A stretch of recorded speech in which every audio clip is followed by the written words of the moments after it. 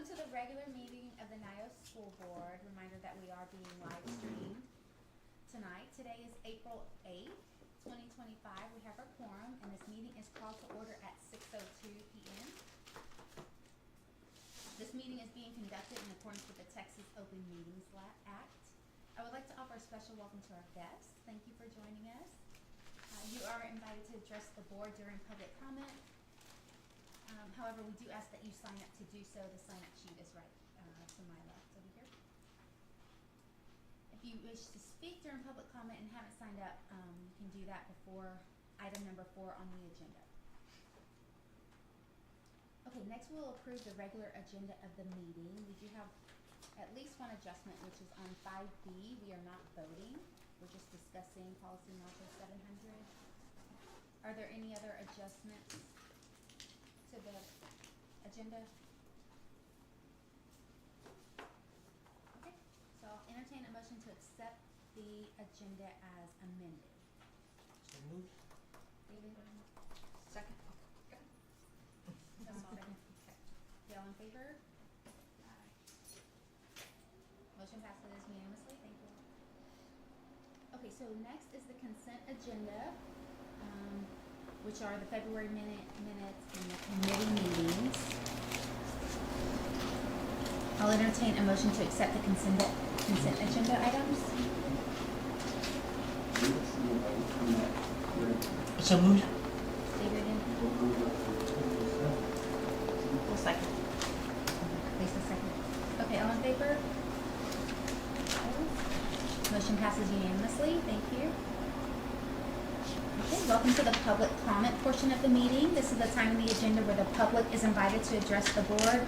To our guests, you have the right to address the board on any agenda item prior to the board's consideration of the item or any other area of concern. We don't have any public comments signed up. I don't believe, is there anyone here that would like to address the board tonight? Okay. And we will move on to new business. Item 5A is discuss and vote on policy module 400, personnel. Dr. Rosen? So, good evening, members of the board. Unfortunately, Matthew May was ill, and he went over all of the suggested changes and made comments in the tracker about what he accepted and what he did not, what had already been taken care of, and he made changes to the policy based upon that feedback from the board at large. Yeah, so I sent the tracker to you all, so you should be able to see his comments. We have no other questions. I'll entertain a motion to approve this policy. 400 personnel. So moved. Second. All in favor? Okay. Motion passes unanimously. Thank you. 5B, we are discuss policy module 700, which is operations. Yes, so the operations group met. Kurt did a fantastic of leading of that. A lot of it even before and after spring break, and so they cranked right through the operations section, and now we're ready to turn that over to the board at large.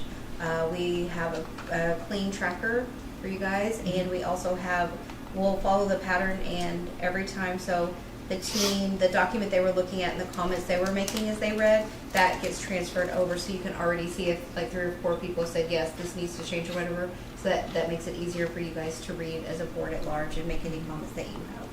So just as a reminder, you read the policy, and then if there's something significant, you would put that in the tracker, and you notate what it is, the page number, and then any suggested, and if it's not clear, then Kurt or I will circle back to that person and say, hey, can you tell us more?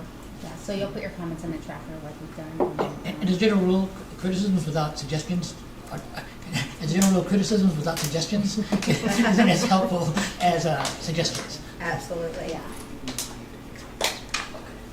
Okay. Moving on to 5C, or you have And I was some- just going to mention that instruction and student policy will be presented at the May board meeting. Okay.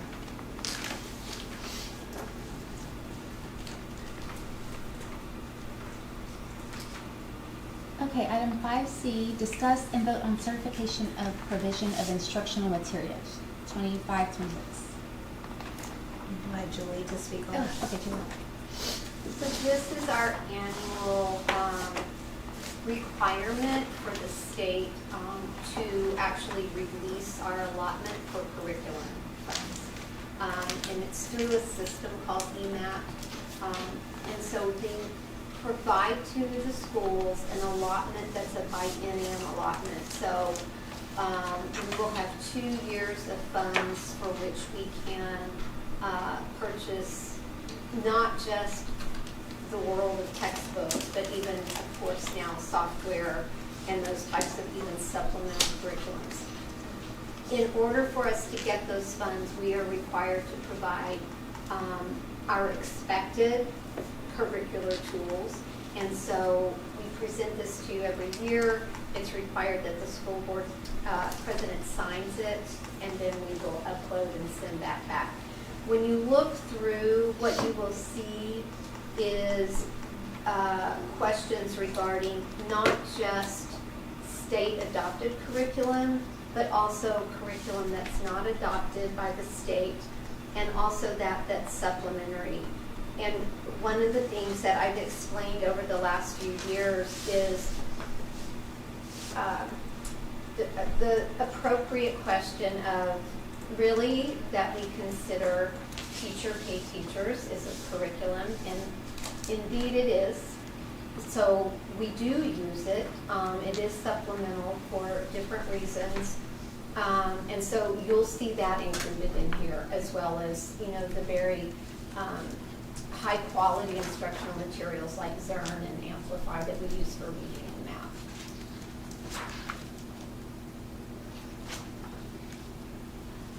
Any questions for Julie?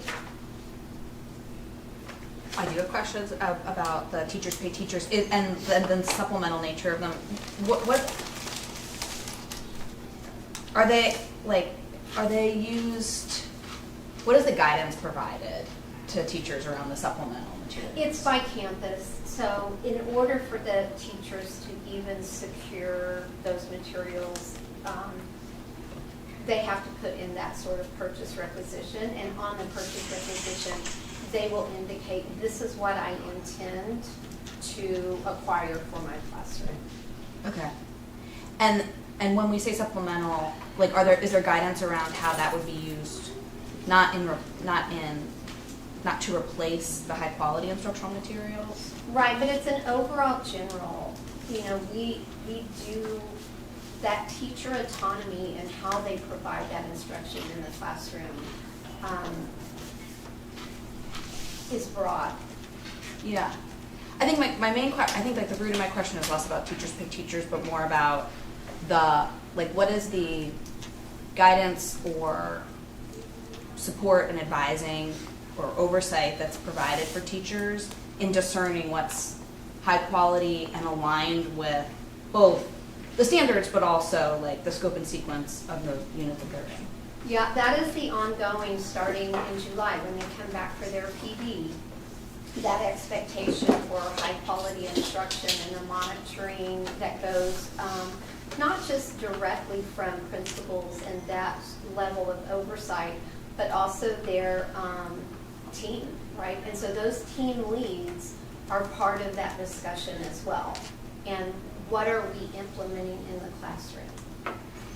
I feel weird about approving a procurement of teachers pay teachers, like sort of alongside some of the other like high quality materials. Do we have a sense of what portion of the funds are used on things that aren't high quality? No, I mean, as far as because you asked a very specific question, the portion, right? So taking a percentage. But we can certainly pull our ledgers and we can go through. I know what I see go through, and I know the $80,000 each for each campus that they have committed to reimbursements from EMAP for those funds. are for Eduphoria, which is a tool, not a curriculum, but it is, we can include it there. In addition to our software, supplemental curriculums, IXL, and then, of course, the high cost for Zern, mostly Amplify. But we can provide you, you know, in addition, we can provide you the cost of the different, what you guys, what the school board president is signing is that this has been provided to you as the curriculum that is included in our daily instruction. And so we haven't broken down. I guess what I'm wondering is,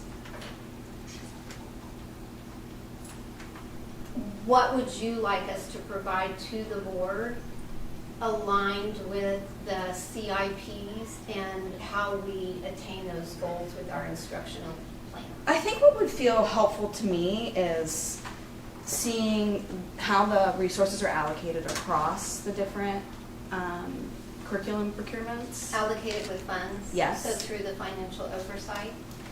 That would be fine. And also how they are then used. Like, what is the guidance provided to teachers in terms of being able to discern between using a teachers pay teachers worksheet instead of whatever it is they might be doing on the day of their amplifiers or in curriculum. Can I speak to that? Yes. So, as somebody who uses teachers pay teachers to supplement, so like, for example, Amplify is providing, the lesson plans for one lesson of Amplify is often over 20 pages, like your teacher script. And it's saying, you know, like, pull this up, write this on the board, prep this, and have this on a slide. And like, so the preparation of that to make a slideshow for your class would take probably an hour. You can just buy them. Okay. You can buy a whole unit slideshow. So I'm teaching Amplify through a teachers pay teachers product. And it's like doing like letter chaining. Yeah. That like I could sit and do with the whiteboard, but it's just so much more efficient for me to be able to get slides. And that makes a lot of sense to Yeah. me, but like it would be helpful to know that that was sort of the guidance that was provided to That teachers. is definitely like, it is very clear to us that like we are teaching, Zern is our curriculum, but like, you know, we do level 4 projects. Well, Zern doesn't have a level 4 Yeah. project, so we're having to pull that from other places. But like, it is very clear to teachers that like you are teaching Amplify Yeah. during your literacy block and you're teaching Zern. And then what's the role of the campus instructional leadership around understanding like if you're doing the level 4 project, like, yes, this is high quality level 4 project, even if it's from teachers pay teachers. Like, how is that, what's that sort of back and forth like with campus leadership? I mean, not generally a ton, because we're like coming up with it. It's much more like organic than like me in August saying like, this is my level 4 project for fractions. Instead it's like, oh, this class is really into, you know, a silly thing that we did. And so like we're tailoring it to like my class's love of potato Olympics. You know, like there's a lot of crossover of the administration in terms of you've got your T-test, you're going in and watching, you've got your MTSS, you've got you know, the meeting, the planning sessions. During all of that, that's all going to be encompassing looking over like kind of curriculum and how it's involved in, as they're going in. I think that's crossing more into management than governance on our part. But that's fine, but I don't want to, if all we're being asked to do here is say like, yes, we've been provided this, I'm comfortable with that. If we're being asked to say I approve this, I wouldn't vote for that.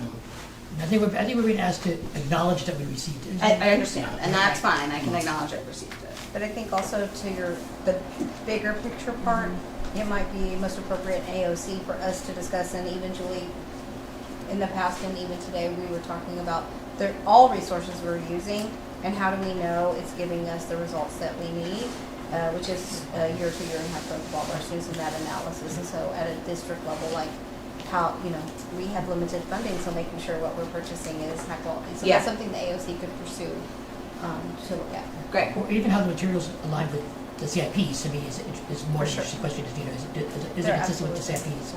And I think like a balance of what level of oversight is needed to then also not make everything really cumbersome. Yeah. You know, to be like, oh, I want to use this. Oh, you have to get it, like, it has to go through this process. Here's what I'm worried about. Yeah. I'm worried about we have like more uncertified teachers than we had. They said they don't have a wealth of understanding of either pedagogy or maybe content area. Yeah. They come in and they're like, I get teachers pay teachers. Here's a worksheet that seems to match this unit I'm in. Right. And it might not, and it might be contradictory, or it might just like be the wrong thing, or there might just be a better option. And I want to make sure that there's somebody that's like, hey, actually, this isn't the place to use teacher-based teachers. Yeah. The This good is news the- is I think we do have that because we have, like in some systems, you would just see principal, assistant principal, and teacher. But at NYOS, we have principals, assistant principals who are instructional leaders. You also have instructional coaches, HRS coaches, you have Right. interventionists. So you have, and you have team leads also. So you have a lot of masterful people. So I was thinking exactly what you were thinking. I was like, what if somebody's like, I just love teacher pay teachers. I want to use it all the time. You know, like who would be the person to say, here that is happening because somebody's going to say, you know, in all actuality, and they are planning together in their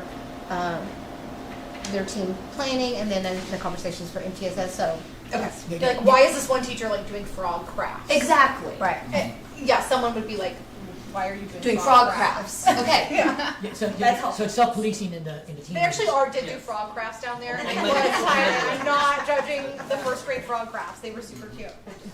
But it's a good question because NYOS, part of our core values is like what makes us unique is the teacher autonomy. But the other side of that coin is the responsibility of everyone to make sure that you don't have the autonomy to take a nap for 3 hours. That's exactly right. right. Like you have the autonomy to make really great informed decisions that match the interests of your students and will get you where you need to be. And that there's somebody there to like help you, like your own scaffolding and development to understand what those decisions are. Okay, for sure. Thank you. So this is a vote, so the whole board will vote on this, is that correct? And the vote is that we've received it. Yes. Right, that we received I'm gonna add that wording to Yeah. the. minutes. Any other questions for Julie or Dr. Rogers? So I move that we, I move as Sarah as edited. It says discuss and vote on receiving certification of provision of instructional material. It's on the first page of the last page. I mean, the front page of the last page. That side. Of the, Go with the You're document. ratifying. oh, the certification of provisions of Mhm. instructional material survey. Okay, so David, you moved. Do I have a second? David? Okay, all in favor? Okay, motion passes unanimously. Good go. Okay, next is 5D taper presentation. Do you guys have that in your board folder? Is it- I think it's gonna be pulled up on the big screen also. Is there a copy for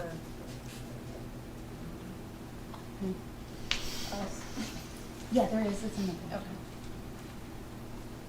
And it'll be.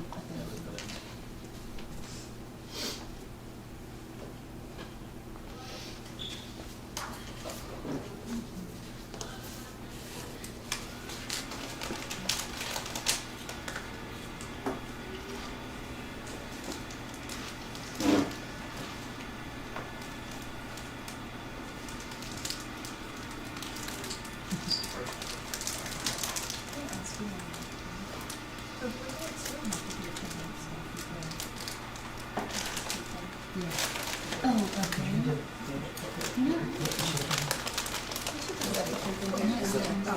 Yes. Yes. Yes. Okay, are you guys ready? All right, so the Texas taper report, we are required every year not just to publish the academic performance report and the progress reporting on our website, but also to review the taper report with our school board. And so you should expect this each year that you are on the board. The report that we have provided is not the, as I've said before, the 50-page .5 font. And so instead, it's pulling that information and putting it into a more digestible format for you. But I've included links in the report so you can access the full reports on the website. I'm going to go through this, Robert. Yes. I don't know if you're planning to do a slide presentation. I'm gonna tell you guys I'm on slide 6. Just a reminder that you can access the slides, or excuse me, the reports from TEA using the links that are included. Also, key and required information starting on slide 7 is the content that's included in the report. You'll see that it includes not just our STAR data performance, but also our progress measures, including growth, demographics, participation, dropout rates, graduation rates, our CCMR results, starting on slide 8, that's included, and then student enrollment information. In addition to that, our staff information, very important. All of this is public data, public reporting. What it doesn't include, of course, this year is a grade. So typically the front page of the report would include our report card grade. So that is not included in this year. So we've had 2 years without that, based on the lawsuits against the Texas Education Agency.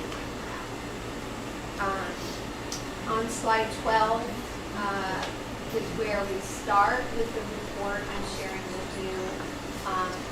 Taking that data straight from the taper, you can see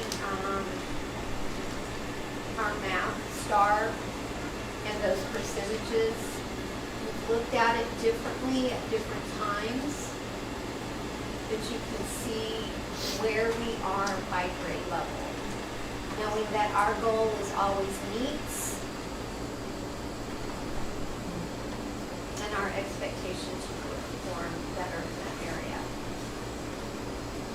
If you'll So slow down just a how did the minute. percentages work then? Sorry, go. If 77% approaches Yep. and 51 meets, and 23 is above,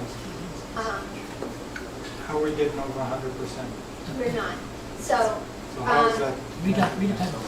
So if you're in masters, you also would be included in the twin approaches. The approaches are above.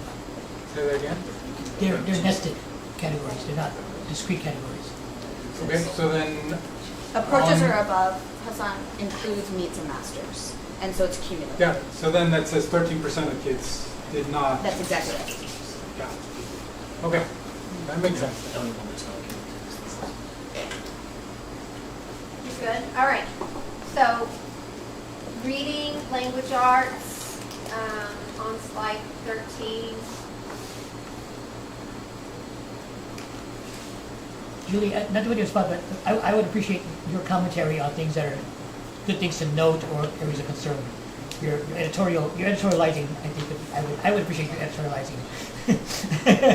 I mean, I think there's some obvious, what's not included on these particular slides is actually, a comparison from the previous year, which is, always helpful.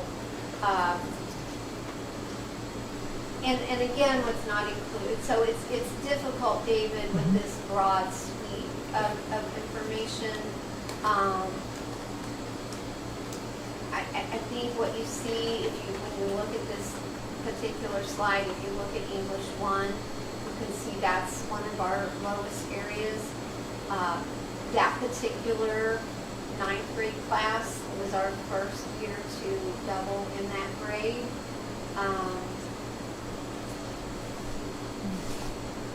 There's no excuse, but I can tell you that's part of the change in what we're seeing in those numbers.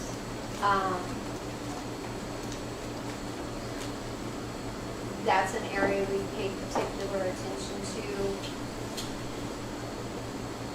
We'll double next year with English too. And those kids would have been seventh graders or sixth graders COVID time? Yeah. So will there be a separate update based on what's being done to address these comparisons to other districts, comparisons to last year? I understand we have to see this and say, yeah, we saw it, but is there a follow-up that then? Yeah, those types, so, you know, we have several different types of data reporting.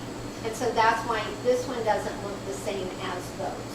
So, those meetings that we've had and will continue to have in regards to, for example, the board goals that are very specific to early literacy and math.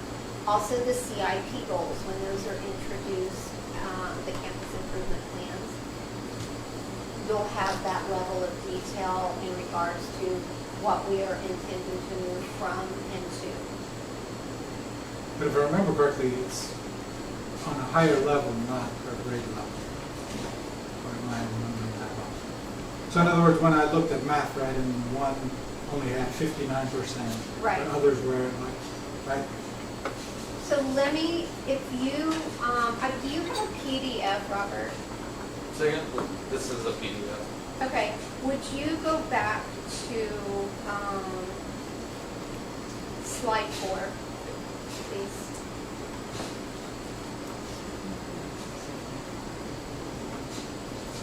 Okay, could you open up the Tabor report? That's not in a PDF for that news report.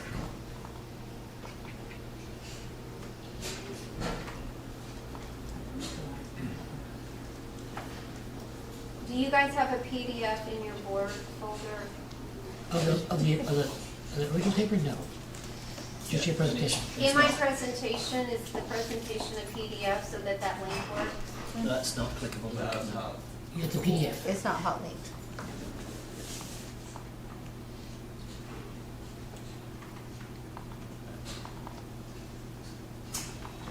And that's okay, but again, I was just coming back to, right, do we have anything to say about the outliers? How are we going to address the outliers and comparisons against others? And obviously, we're not going to do it today, but at some point. So every one of our board meetings always has an academic component, whether it's the AOC or me reporting. And so as we've gone forward, we have done, you know, somebody who was a third grade or last year and then is in fourth grade this year, you know, like we've had those conversations and we'll continue to every time we meet. And then as I just received notice today that the 22-23 scores are going to come out publicly pretty soon. And so that allows us to look across districts as well and do some comparative work.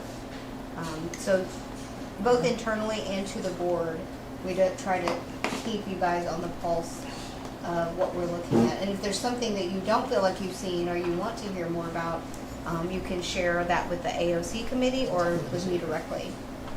So I would suggest is if you have a specific request, let AOC know, and AOC may be able to pull that. That's right. And that's where a lot of those level of reports typically come from, that AOC saying, here's where we're going to share that comparison between the school and the state. Yep. Robert, would you mind moving And to Hassan? slide 14? Like with FOC, where we see some things that not everybody else sees, in the same way AOC sees a lot of things that the whole board doesn't see necessarily. But we can if we ask for it.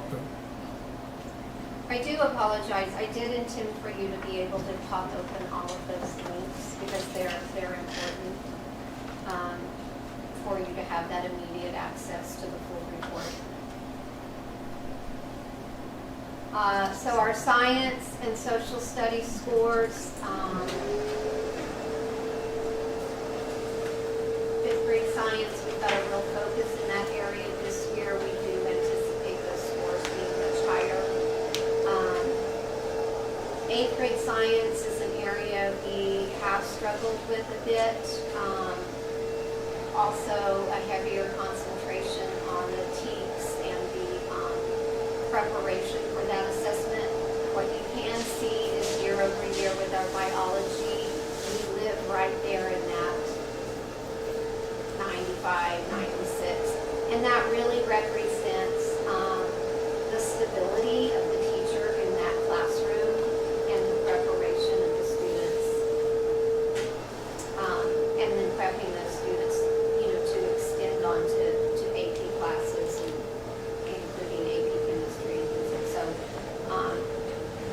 really the area in science and preparing those students for the level type of program. Social studies, U.S. history lives right there in that 100% approach. 57% at master's is good, but what I can tell you is she works diligently at raising that number as well, so that even more than half of her class are meeting that master's level.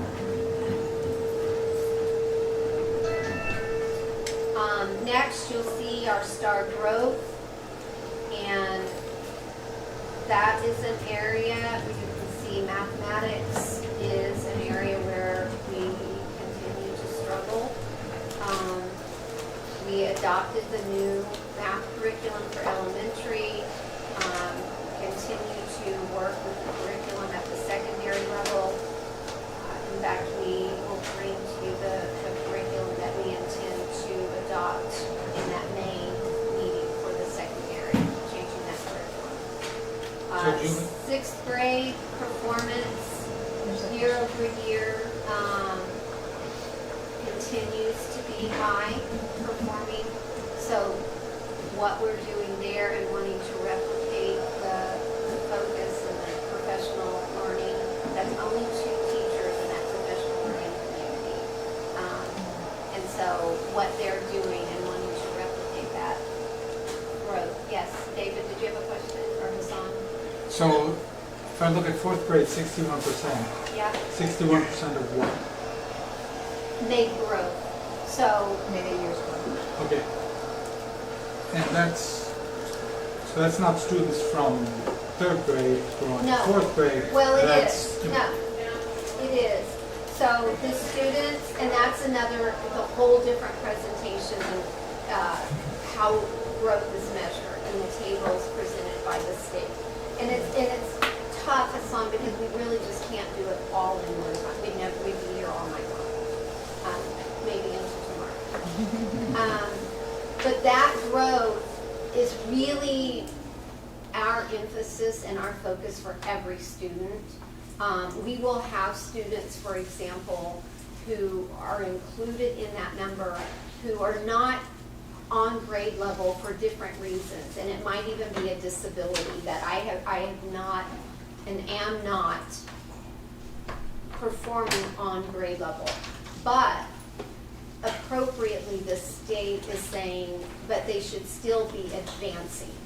And so the way they measure, for example, their STAR performance is they might be not meets, but they might be low not meets, or they might be high not meets.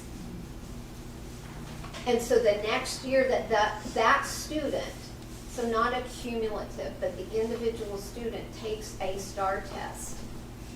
To what level did they or did they not advance is what that is measured. So not necessarily that I did not meet and the next year I'm approach. So it's a much truer measure of our own accountability to every child.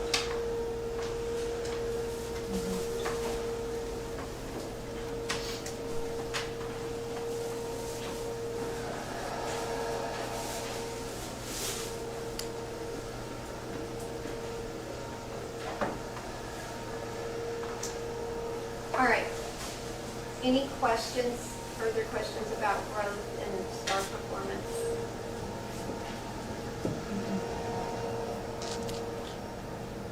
All right.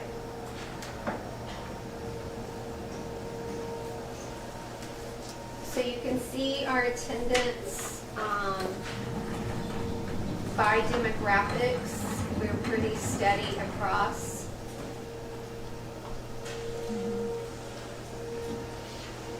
And our attendance, I think we should be very proud of.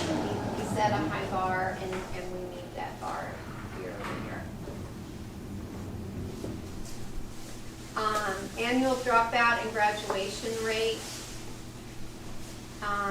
where you see for that class, remember now we're going back to 2023.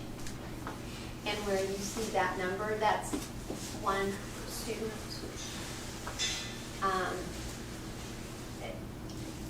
Those numbers kill me when you go, one student, why didn't you make that happen?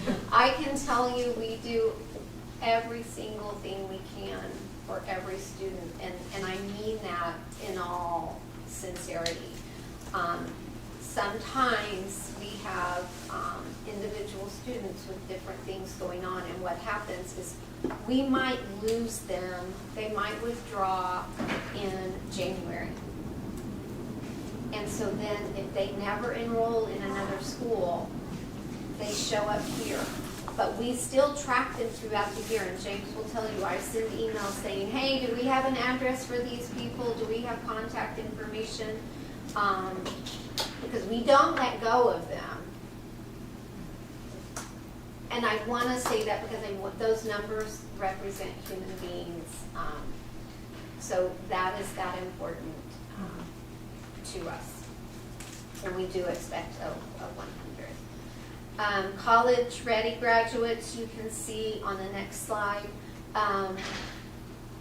Again, by demographics, we have some work to do with different demographics. Also remembering 22-23, that's a representation of right at probably 72 graduates.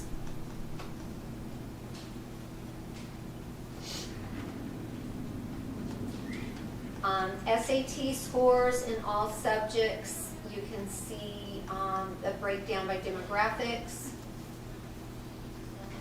And you can see that for the state, they're giving us an overall number and then breaking it down for our school. But our overall number, we are beating the state, and we intend to increase that number as well year over year. Do we make everybody take an SAT? We do not make them. So that means this is self-selecting, the people that wanted to take it, these are. We have just an ones that- expectation, and we offer that SAT. Some students and their families choose not to take it.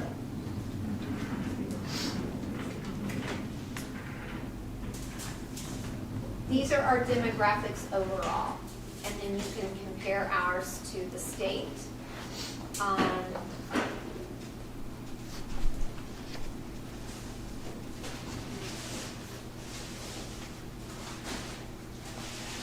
Any questions in that?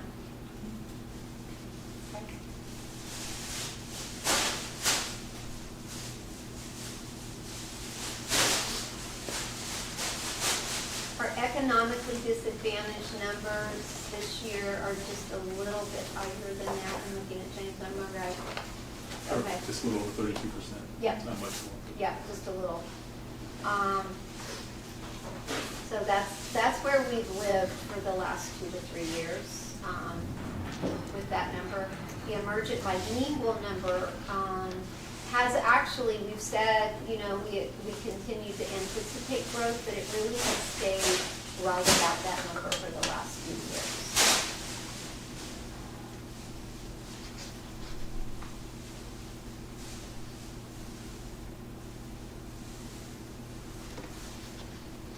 These numbers happen to be associated with allotments and funding.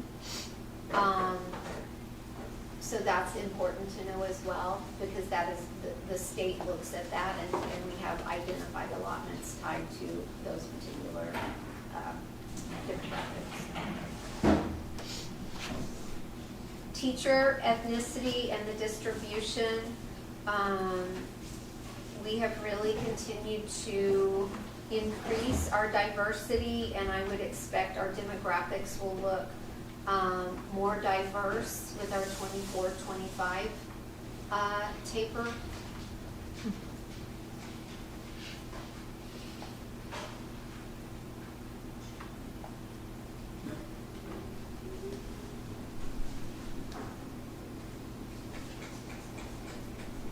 You can see the big number of beginning teachers, as well as teachers with 1 to 5 years of experience.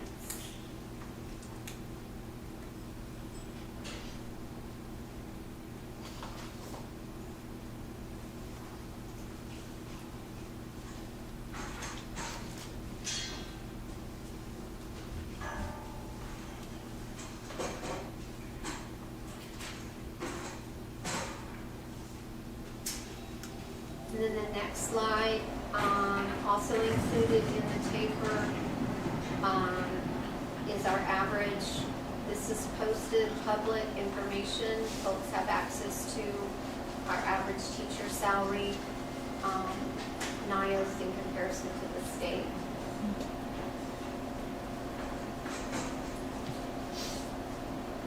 What is that state salary? What is that? That's the average. It's the average salary Okay. of teachers across the state of Texas. So those are traditional ICs and charters. All Everything. public schools. Yep. But just public schools.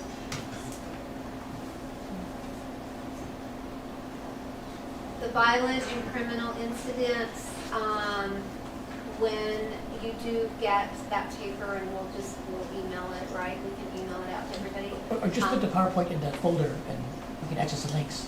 We'll update the list. Yeah. You'll see that that's 0. That's very fortunate to get 0 every year.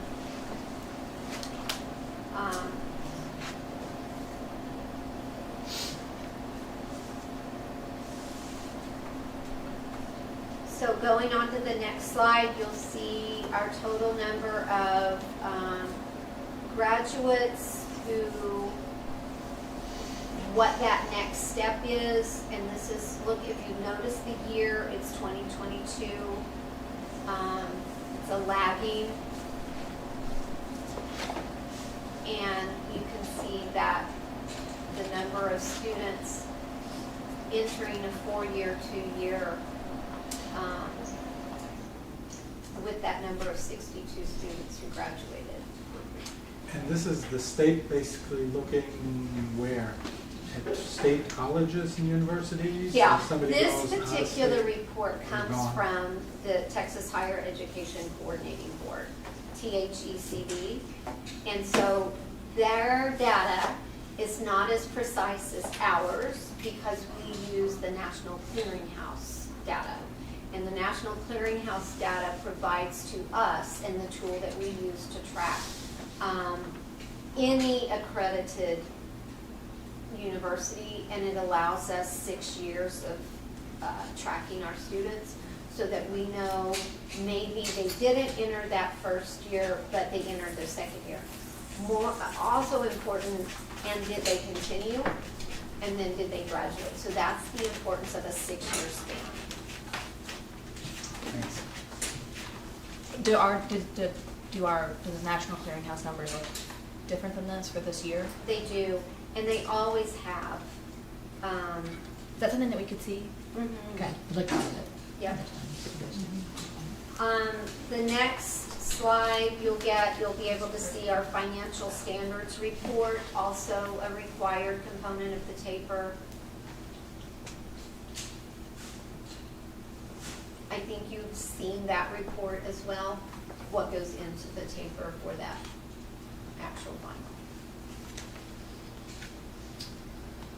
Any questions? Do we need to see that report now, or do we just? We're not voting.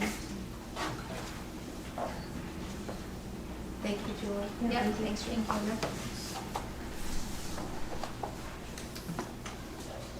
Can you bring up the advocacy PowerPoint? Okay, so Thank you, Julie. Yeah, thank you, Julie. You go through that report in pretty high detail with staff? Do we try to take a report? with Yeah, staff? like, do you talk Go to over staff it. about it or go through the stats or? In correlation to need, like we don't go over the violent criminal history or financial report, but the STAR data that pertains to their roles and responsibilities, yes. Then you go No, through that. thank you. I just want to be able to see. Any other questions for Julie? Okay, so as we do every month, we have the board advocacy update. Oh, I can use that.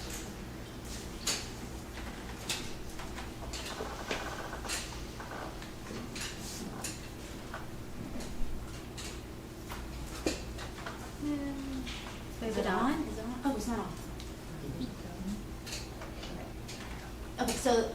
TPCSA, which is the Texas Public Charter School Association, as we've discussed before, these are the things that they are focused on, like their priority: increased facilities funding, NTRS contribution, pass good laws, so parity, clarity, reduce red tape, right? Those are their top things, and then, as always, stop bad laws. And so in looking at our update, currently 1,016 education bills. These bills, TPCSA are reviewing, they're monitoring, looking at, they're very busy seeing how it affects charter schools. And so in looking at some of them, all the priority bills are filed, and here they are. They are, the ones that we've talked about: facilities funding, TRS, and then clarity and parity bills. And so in looking at them further, we want to update the status of each of these. So House Bill 2, facilities funding, is included in the funding bill, and that is part of the public school finance bill. And so the hearings have been held, and then we have this Senate Bill 1750 is a standalone TPCSA standalone facilities bill, right? And so the status is they have been voted out of committees, and then they still have some room to grow, hopefully. We'll see. So those are some that we'll be following Is it- as a priority bill. I'm sorry, Nina, I should, and you might not, it's fine to say, you don't know, but the one that's included in the public ed bill, Yeah. is the substance the same as the Senate bill? No, actually, the numbers are, the substance is the same. Yeah. The numbers are, the amounts are different, and some of the qualifications for the money Okay. are different. So it'll have to go to conference committee eventually. Okay. If it passes both houses, in respective houses, so it'll go to conference committee. Okay. Yeah, so we'll be watching to Okay. see if the TRS contributions, we have companion bills in those. They are identical. They have been referred to committees, and then again, they do have next steps. Clarity and parity, we have two bills that are standalone, but they are identical, and they address the key clarity, parity, priority issues that have been referred to committee, and then awaiting public hearing. Let's see, are these David, is this the TRS bill? No, TRS bill was before that. Oh, hold on, I'm gonna go back to that one because, okay, yep. Oh, yeah, there, sorry, TRS bill. So, we talked about this last time, that the teacher retirement manages the pension funding for the Texas public education. And the problem was that TRS is requiring that that charter schools make different contributions. Right, we talked about that last time, and so TPCSA sent me a video of the executive director of TRS presenting to one of the committees, pensions, investments, and financial services, and they asked him why. Why are charter schools paying more? And he answered, I don't know. And so that's a problem, right? They don't even know why we're paying more. And so the updated email I received from TPCSA was that charter schools are paying $13 million more a year, and we don't even know why, right? So that's something that we'll be looking at. But Is that remedied through these Yeah, two bills? Those two bills are supposed to fix that. yeah. And I don't think they stand a pretty good chance. Nobody can say they shouldn't. Okay. You know. Is there a chance they just won't make it? They always have issues around time, Yeah. and does it get, get heard on time, and does it make some deadlines, but Yeah. Plus, if it's 13 million for all charter schools, then that's what, $300 for NYOS? no, I think, maybe Michelle would be interested to know what that would be. What that would be for us. We can do the math. Yeah, Yeah. see how much money that would be. I'm just picking up the number. I'd love us to pay those back for the last 10 years. But hey, I mean, why Yeah, pay it exactly. if you don't Yeah. have to? It makes sense. I agree. And then, like we discussed, TPCSA is also stopping bad bills. So this one is one of those, which sought to limit expansion. Initially, broadly applied, and so they were advocating for charter schools, and so they amended to limit the expansion for schools under certain situations. Which makes sense, right? Yes, and so they voted out of committee as amended. So. It's usually a term of the conservatorship anyways that they can't expand. Oh, right. So it wouldn't really like, but it's good, good law. Still, Right, yeah. But a good fix. But Right. Yeah, Yeah. Yeah. Good catch on their part. And so they have been working hard, and so we're excited that they have had seen some successes, but we are not done yet. And so as y'all will see, we have several ways to go. Right? When you look at this, this is where we are, and you know, these have to be signed by the governor to be passed, and so this is why we're following them closely. Thanks for doing this, Dana. Yeah, It's yeah, nice to- it's really interesting. Yeah. Thanks, David. And then again, the calls to action, if you go to the legislative or TPCSA's website, they have their one-pagers and they update them.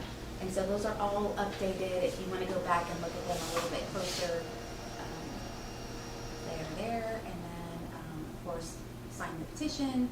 I shared this with y'all last time. That's all. Thank you. Thanks. And David helped too. And David. Thank you. And David. Okay. So next on the agenda is the superintendent update. Yes.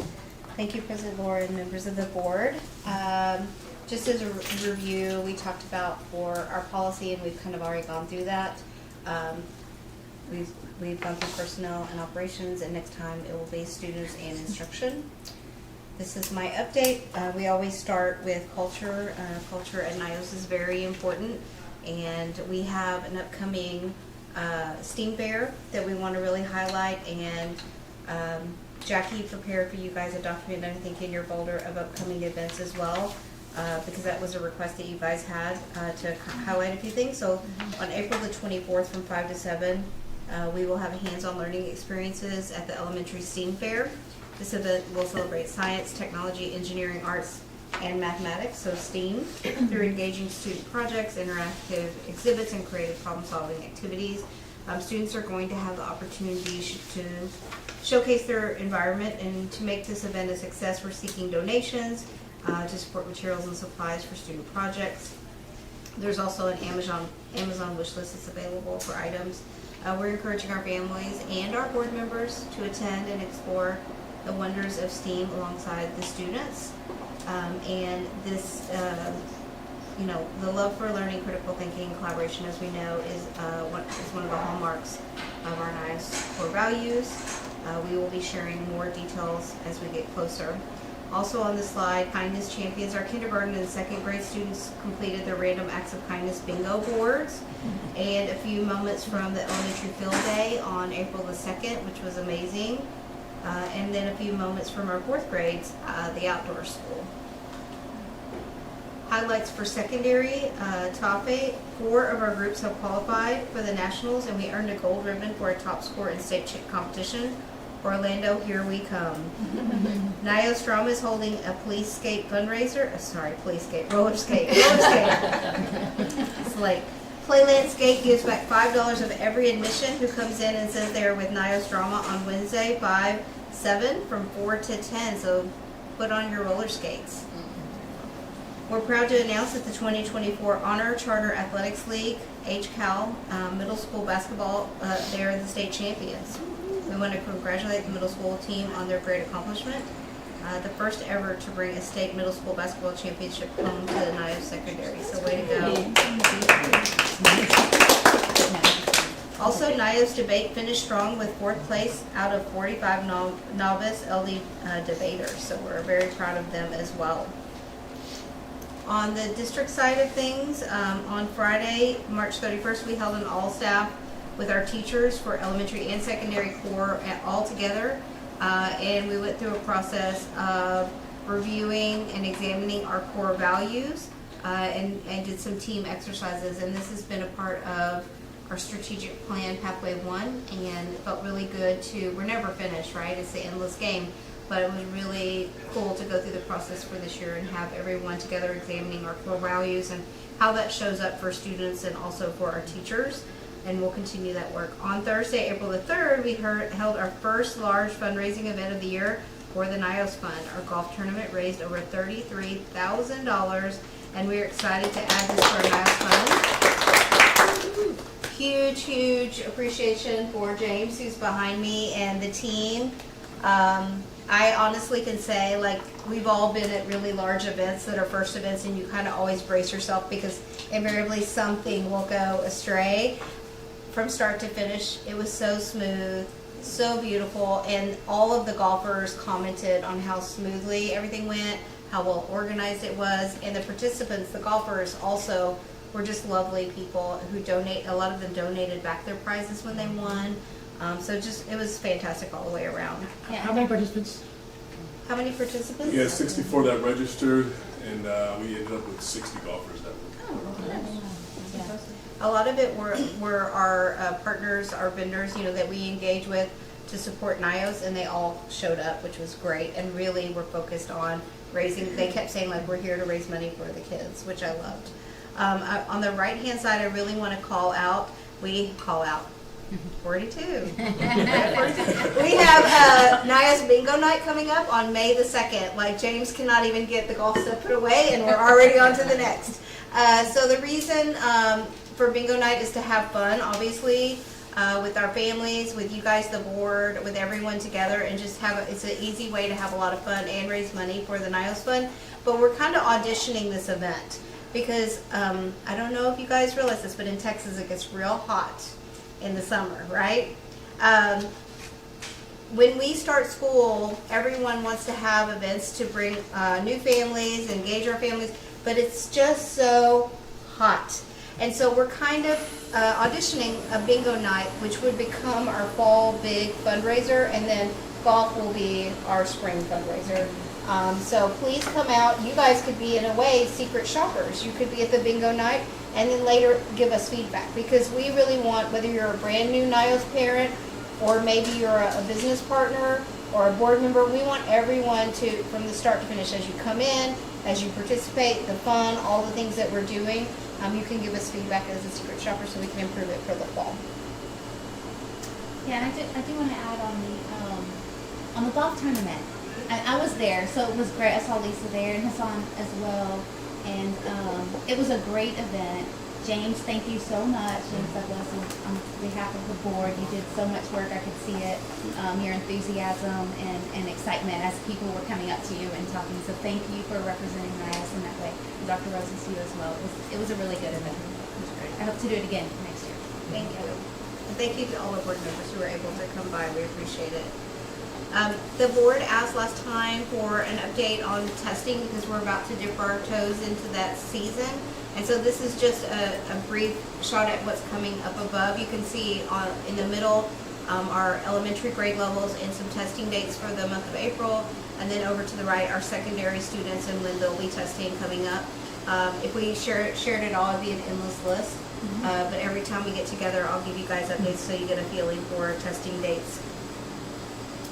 Safety, I just wanted to give you a very brief update about safety. That's always huge, you know, at the top of our list. We want to make sure that everyone's safe. We were able to submit our updated emergency operation plan in our cyber annex. It was approved and adopted by the Texas School Safety Center, which is a huge accomplishment. And then we had a safety committee meeting on March 27th to review all the details of safety for us.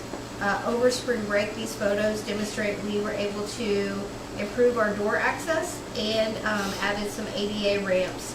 We have a big laundry list, so special appreciation to Kurt and his team. By the end of the year, this year, we will have expended all of our safety funds and have really focused on what we need to do to update the campus. So strategic plan update. At the last board meeting, you guys as board members asked for an update on the strategic plan. And I have to say that every board meeting I give an update on the strategic plan. But this time it was really quite a pleasure for me to do it because you first have to find quiet time to actually think through all of the components. And as I went through, it was a quiet moment of satisfaction because our team over this entire year really accomplished the vast majority of what was on our strategic plan. And I remember distinctly when I came on in June and July looking at that plan thinking, oh wow, this is a lot of things to accomplish for year one. And about a month ago, when Neil said, you need to start looking at year two, I was like, what? Like, we're just trying to get year one done. So it felt really good. And so I'm going to quickly kind of move through each one of these. Pathway 1 really was focused on 4 items, which you see. For 1.1, we've completed the work for year 1. We're turning the values into commitments for the staff and students. And in year 2, alignment with the leader in me and making sure it's all reflected in our T-test and our T-test measures. 1.2, civic engagement. We've completed our work for year 1. Existing civic engagement activities have been identified at all levels, and plans are being made to ensure all students and staff are engaged in structured service learning opportunities. 1.3, we have completed the work for year 1. All members of the senior staff as well as their teams engage with the staff for specific purposes. We will continue to develop activities and structures to ensure engagement across all of our staff. 1.4, collaboration with school families. We have completed the work for year 1. We have strengthened existing engagement plans with families and have created new ones so that many opportunities are created and regularly shared for families to more deeply engage with their child's learning, the staff, leadership, and the larger community of families. And I think in your documents, and I know that you have many, you can see the flyer that we worked on this year and we even refined. Again, James, Blanca, and the team. There was once a thought leader that I really listened to carefully. I thought he was such an innovator. And he said, we'll know we're a success when parents are telling us how they want to be engaged. And so ultimately working towards making sure everyone feels like they're valued and they have a way to engage with our district. If there are no questions about Pathway 1, I'll go into Pathway 2. There are 3 components. You can see the middle one, 2.2, really the focus is in year 2 because it builds on the work in from 2.1. 2.1, the graduate profile. We've completed the work for year 1. The committee has been meeting and competencies have been identified. Those competencies will be sent out to gain a broader community, the broader community's input. So we're excited for that. 2.2 is evaluating and adjusting that program to our existing program to align with the graduate profile. And then 2.3, student retention. We've created a process to collect, analyze, and respond to our data on student retention. We will continue to take this analysis deeper, improve analysis routines, and standardize our responses to determine impact to retention. When I tell you that I meet with all members of senior staff one-on-one each week, and then as a group every other week. Every single time I meet with James, student retention is a big topic. And even, I think he was after the golf tournament, I was sending questions and he already had created even a deeper analysis. So it's something that we're constantly looking at. Sorry, can I ask a question on that? Is it a big topic because it's like such a hard thing to figure out? Like, Yeah. what is the... That's a good question. It's a big topic because we don't want to lose one single student. Okay. Every child that enters NYOS, I don't care if they enter in pre-K 3 or 9th grade, I want them to stay the entire time. Not only because it's obviously good for us, it makes our program stronger, but it's good for the student. The statistics tell us when children are moving from school to school, it creates a gap for them, which ultimately impacts their adult life. It's important to us also because our program, the deep analysis, there are controllable items and there are uncontrollable. If I work for a company and I get sent to North Dakota, we can't control that. But the things that are controllable, first looking at when somebody, I was joking with James and I said, if we think about somebody we once dated that we're no longer dating, they may have said, there may have been a million reasons why they didn't want to date anymore, including like your breath stinks or you have messy hair or whatever it is. Same with when parents are removing, like what is the real core reasons? To just say it wasn't the right program, like we want to really know, not because of course we want to retain that student, but sometimes we can't, and that's okay. It's the knowledge to say, is there any kernel that we could improve for our existing families to make sure that we're meeting their needs? Great, thank you. That was a long response to those questions. So Pathway 3, which is focused on the staff experience, a framework for recruiting and hiring staff. We have completed the work in year one. We've created a recruitment process, which includes a recruitment calendar, and we're actualizing that as we enter recruitment season. We have a new rubric and scoring system, which will ensure better candidates through our work with EdFuel. And additionally, we submitted our TIA plan, which I'll repeat again later in another slide. So all of these things will help us move towards getting great candidates and retaining them. 3.2 is organizational-wide systems, policies, and procedures. The district-wide systems that lead to the greatest instructional outcomes are professional learning communities, data analysis. Those are both obviously done by the staff. Multi-level programs monitoring, which is you can look at through the lens of staff and students, and response, and then capacity development through our staff. We've identified the necessary systems that align to our mission and our core beliefs, and will continue to define the components of each as we provide clarity and support towards full fidelity. 3.3, model of instructional practice. The district-wide systems are currently being identified, constructed, examined, and adjusted. The LASSO grant has allowed us to partner with the Meadow Center. From this work, the research-based instructional framework for mathematics district-wide has been created. Key belief statements and how they relate to the NYOS vision and goals for students have been identified. NYOS Elementary continues to utilize the elements for effective teaching from the high reliability schools framework. And Leanne is here, so say kudos to her for her leadership in that work. 3.4, consistent developmental evaluation practices for all staff. We have completed the work for year one. We have implemented T-tests and T-PES with fidelity. We need to add in supportive items such as NYOS value commitments identified by staff, leader and me practices, EV practices, for example, SIDELIST and HRS. So we don't want our staff to feel like there's 45 things they're trying to carry, but integrating them into one and be very explicit so people know what that will look like. 3.5, employee benefits. We have completed the work for year one. We pursued a possible change in benefits, and those of you who are on the committee remember that. And the committee decided to wait another year. The compensation committee also met many times in order to offer the maximum increase within our budget. We also have a compensation guidebook, which allows for more transparency with all employees. Lastly, Pathway 4, 5-year financial plan. We are actively completing the work for year one. I'm working with the team at DSS in order to create this plan for our strategic plan and our work with Bellwether. A 5-year facilities plan. We're actively completing the work for year one. We have several viable options for our existing sites, and I'll share that in a little bit. The needs that we have, as well as areas to explore for future replication.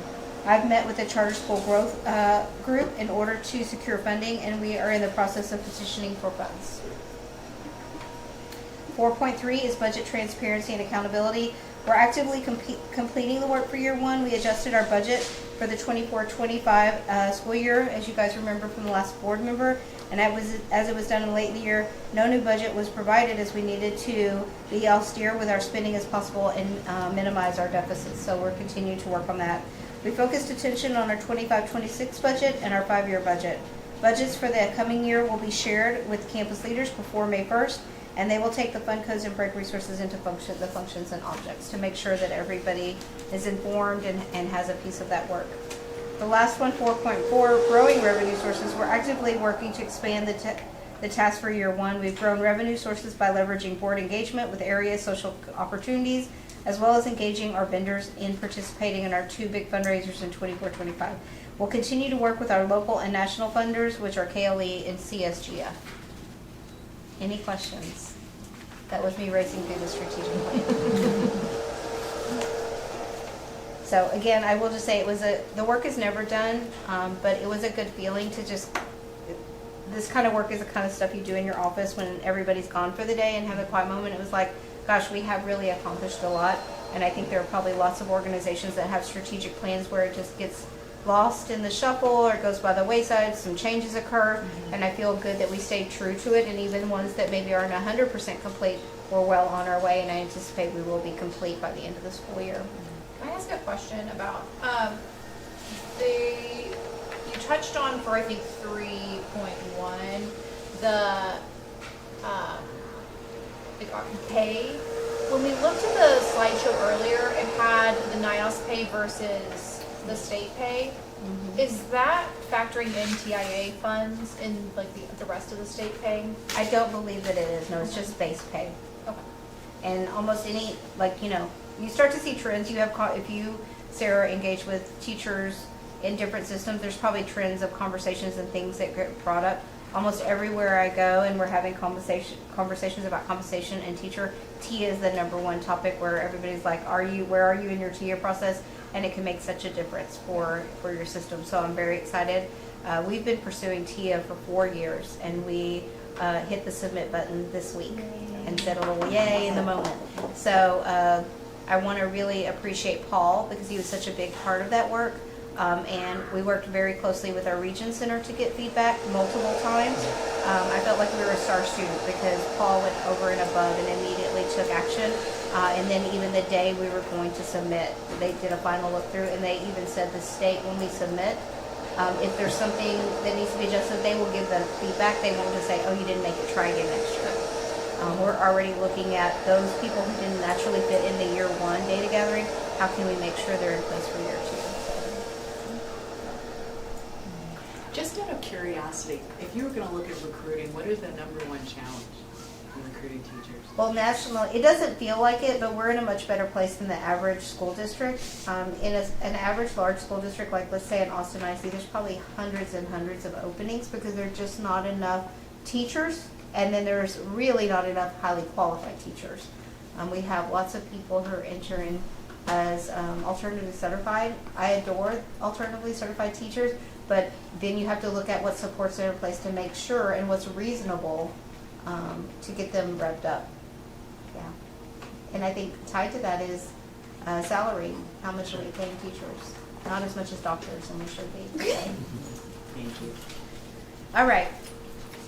I wanted to talk a little bit about our facilities.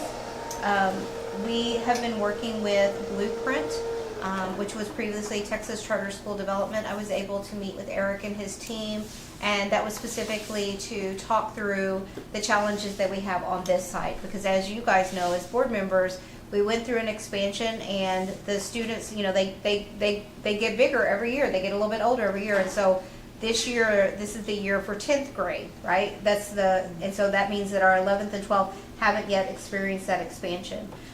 For next year will be our 10th grade. We have enough space for 10th grade. We've done a lot of planning. We are going to be adding a lab, adjusting a couple of spaces. Kurt and his team will do a lot of work this summer, and we will be okay, but we will be out of space.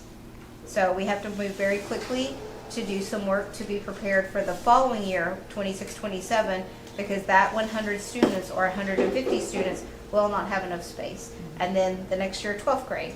And so we've been working with Eric's team, and we had connected with them earlier in the year and kind of circled back, and they brought us some really great options. And because I haven't lived in Austin my whole life and I didn't know this area, I actually hopped in Kurt's truck the other day, and we took a tour and we looked at all the properties because I really needed, it's like buying your home, you need to stand in that space. And so we looked at those options, and there were 2 other options he was aware of. We should send those back to Eric. So we're still doing the analysis. When I feel like we have something salient, I will bring it back to the board for you guys to look at and consider.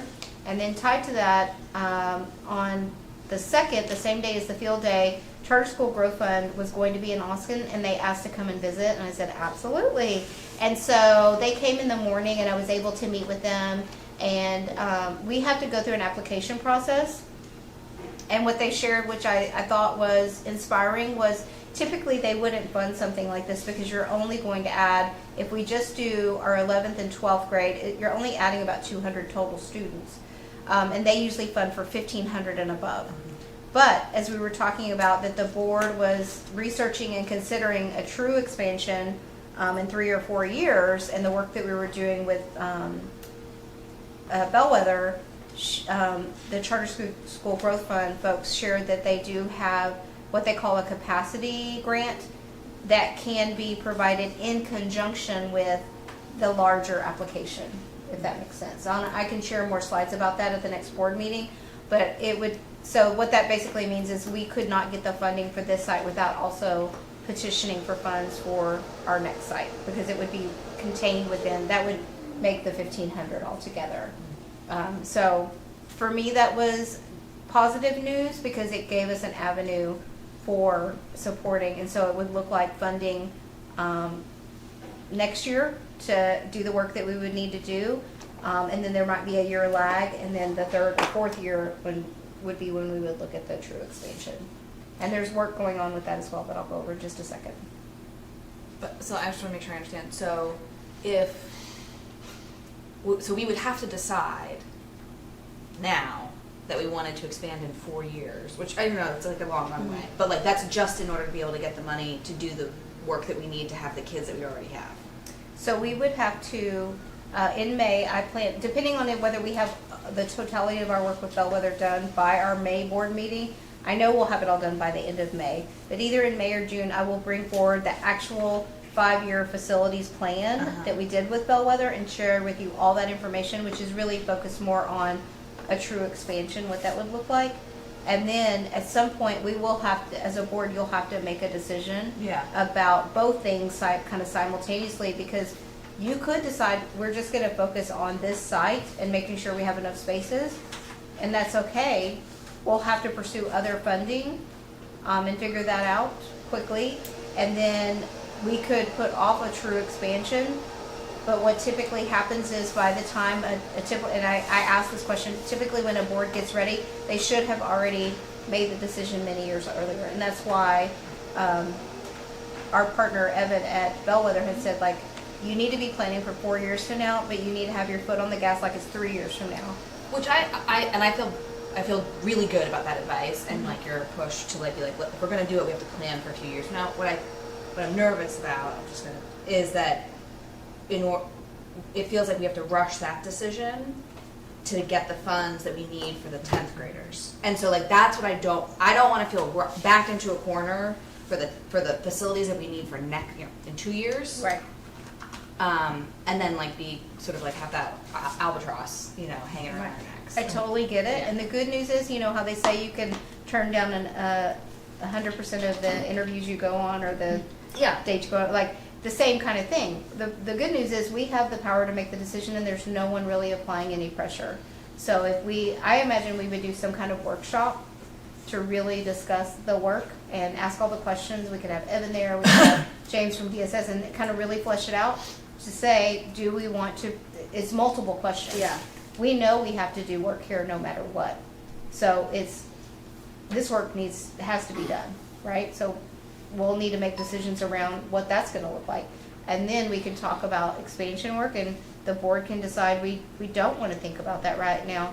But the board needs to know what the consequences are for each year that passes. Yes. And then make a decision about whether they're going to have a conversation all In that option set, will you be able to, will we be able to see what the options are for funding just the expansion that we need? Yes. Okay.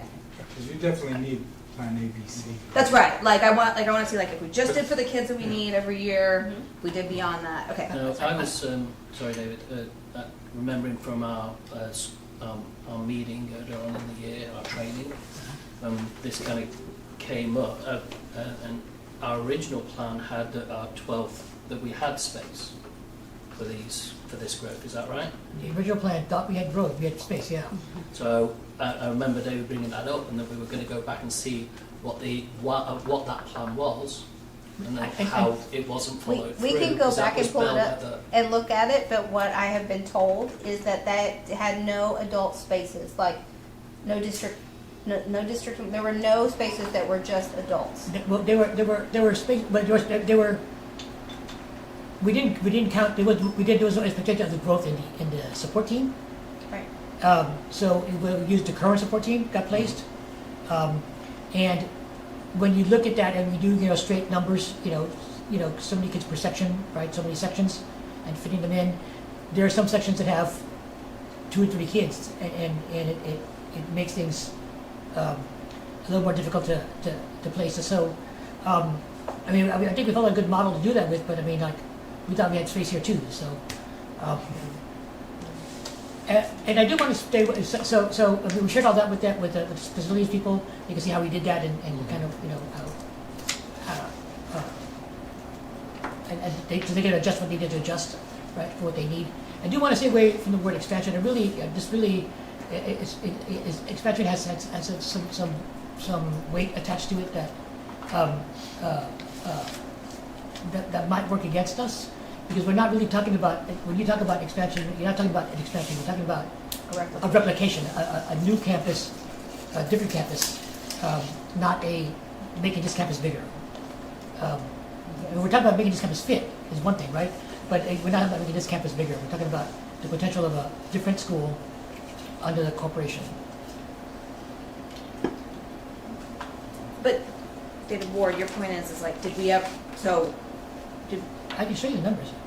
yeah, I think it would be helpful to understand like where the mismatch was. I'm just saying we need to bear that in mind in the next plan, because again, if it's the same company that advised us last time and it didn't work out, Yeah. then, and we do that in 5 years' time, we're going to have potentially the same problem, but just on another side. The very first thing I learned from Kurt, You know, because he came to us from Dripping Springs when he first got hired, and we were talking about space being tight, and I told him how we laid it out and what the architects told us, and he said, "Oh," he says, "you always add 30% more.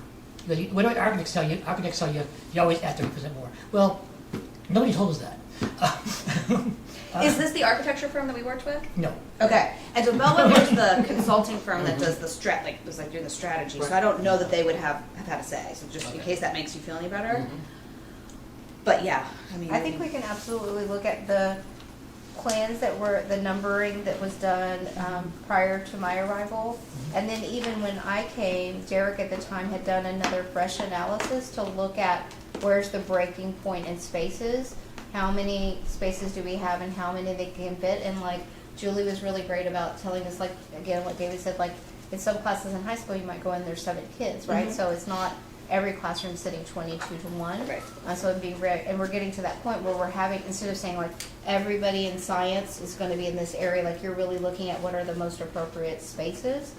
But an example is the B office where the majority of district folks work. If we gutted that entire space, you would only gain 3 classrooms in that space. So, you know, there are things that we can do to make additional, but for not this next year, but the next year, you're going to need at a minimum 6 additional classrooms for that 11th grade classroom. Yeah. So we can revisit like a couple of those to look at the iterations over time and how the numbers have changed. And I haven't gone back to the very original expansion. Yeah. But what I was told is that it really didn't account for like any offices, and we have a very slim district office. Yeah. We even looked at, could we remove those and gut and make rooms? But then there's no funding for district people to go to like a WeWork kind of place. Right. And so knowing that our budget is tight, like you're only really going to receive significant funds by adding students and seats. And here, it's not necessarily the idea of expansion, but just fitting the students as we go through the previous expansion. Yeah. All right. So really the purpose of this was just to make sure that you guys kind of stayed on the pulse as we move forward. The same thing for this. This is looking at a true replication. As you remember, Charter School Growth Fund funded for us to work with Bellwether to do the research that you guys asked us to do. And I really love this green light chart. And I won't go through every single detail, but this would be like, Jessica, 3 or 4 years from now, if we were making this decision, this is saying what's going to help us make a decision. Right. So obviously, like green is go, B is like we need to discuss it, C or below is a no-go. That's our academic rating. Yeah. Right? And so you can just look down through these categories from culture to stakeholder support to talent, finance, and facilities.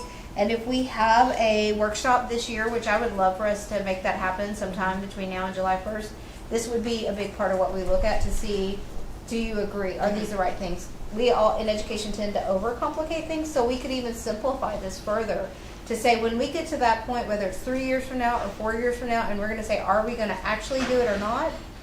This would be the card we would go to say, are we truly ready or not?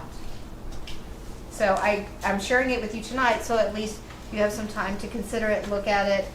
So when we revisit it for actual conversation, it won't be the first time that you saw it. Great. And like I said, probably either in May or June, I will give a bigger, broader look at the work that we did with Bellwether. Okay. But this is just one component that I thought was kind of one of the the ending products that I thought was really, really great. So since Matthew's not feeling well tonight, I'm going to give our staffing update. We have 214 full-time staff. We have 25 open positions, 6 seasonal athletic positions, 3 teacher pool positions for the next school year, 1 substitute teacher position, 1 after-school ACE position, 2 district special education positions, 5 elementary core teachers, remaining being campus special ed support, campus admin, and district admin positions. And then he also made a note that we submitted our TIA plan so we could attract phenomenal staff. One thing we did a little bit differently this year is, you can see we talked about before, splitting out our district and our teacher retention rate, because we really wanted to look at both of them, not just one or the other. Oh, and then we want to welcome Yara Martinez Torres, elementary admin assistant, and welcome back Allison White, who's our special educational assistant. Students, our enrollment, you can see we're at 1767 and our budgeted goal was 1754. Our attendance year to date, our budgeted goal was 95.5, and you can see overall we're at 95.37. We had significant absences in February with flus and colds and all the things, and now we're kind of hitting a little bit of an allergy season where the temperature's changing. It's mine every day. So overall, I would love for the number to be way over 95.5, but I'm happy with where we're at, and we'll just continue to build on it. And then this is wait list information. It's a little crookedy. But we have a total 630 on our wait list, and James, again, I want to give him kudos. He does such a phenomenal job really leading all of this work, and working very closely with our registrar and all of our staff to make sure that every aspect of the process, whether it's somebody who's enrolling or somebody maybe who's struggling with their attendance, or the process of coming in and securing your position, that it's all handled beautifully, and we're always looking at how we can improve that. Is there a target for a total wait list? We would like a robust wait list at every grade level, and the number typically is like 50, or is it in the hundreds? In the hundreds. The idea is to consider the conversion rates from how many applications it takes to get a student enrolled. So as long as, and it hit or miss 56% roughly. Okay. So if we have, to fill 1,700, 1,800 students, kind of do the math. So you need a large That's a big wait application. list. And this school historically has had that. So We this know- is showing just the wait list, not the applications. Got it, okay. And we know that birth rates are declining, and we know that NYOS is a top-rated charter, number 7 in high schools for the state. So, we're a well-sought-out district, so our job is to stay on top, to stay the number 1 choice in a multitude of areas, not just academic performance, not just the very best board, not just the very best parents, but also making sure we have that robust wait list, because as we know, birth rates are dwindling, it's going to become more and more challenging, and changes in areas over time. So we look at all aspects and are trying to work towards those and make sure that we are the school district of choice. Fundraising, that's been a big focus for us this year. You heard me mention that we grossed 33 and we netted after expenses about 25,000. We're super happy with that. And we have raised $97,932.58 for the NYOS fund this year. When the year started, I remember thinking there's no way we'll even get 100,000, and here we are, very close. I just want to say again, bingo night, bingo night, bingo night. And since the last time we were together, we raised 48,000, which is exciting. And then fundraising overall, looking at the much larger picture, we have gained $60,000 in grants and $13,000 in other items. So our grand total for fundraising is $171,329, and we're very happy with that. However, we know our long-term goal over 3 years is like over 700,000.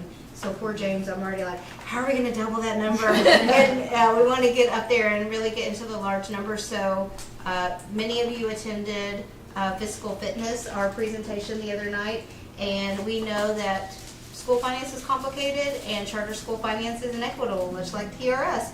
And so the way that charters have to make up that gap by not receiving property taxes is through fundraising. And so our goal long-term is to be able to really fund positions, because our overall budget for a small class size district with a lot of support staff to really make sure our kids get what they need means that we will probably have to move positions over into our fund, and we need to know that it's going to be secure every year, and we have a habit of fundraising.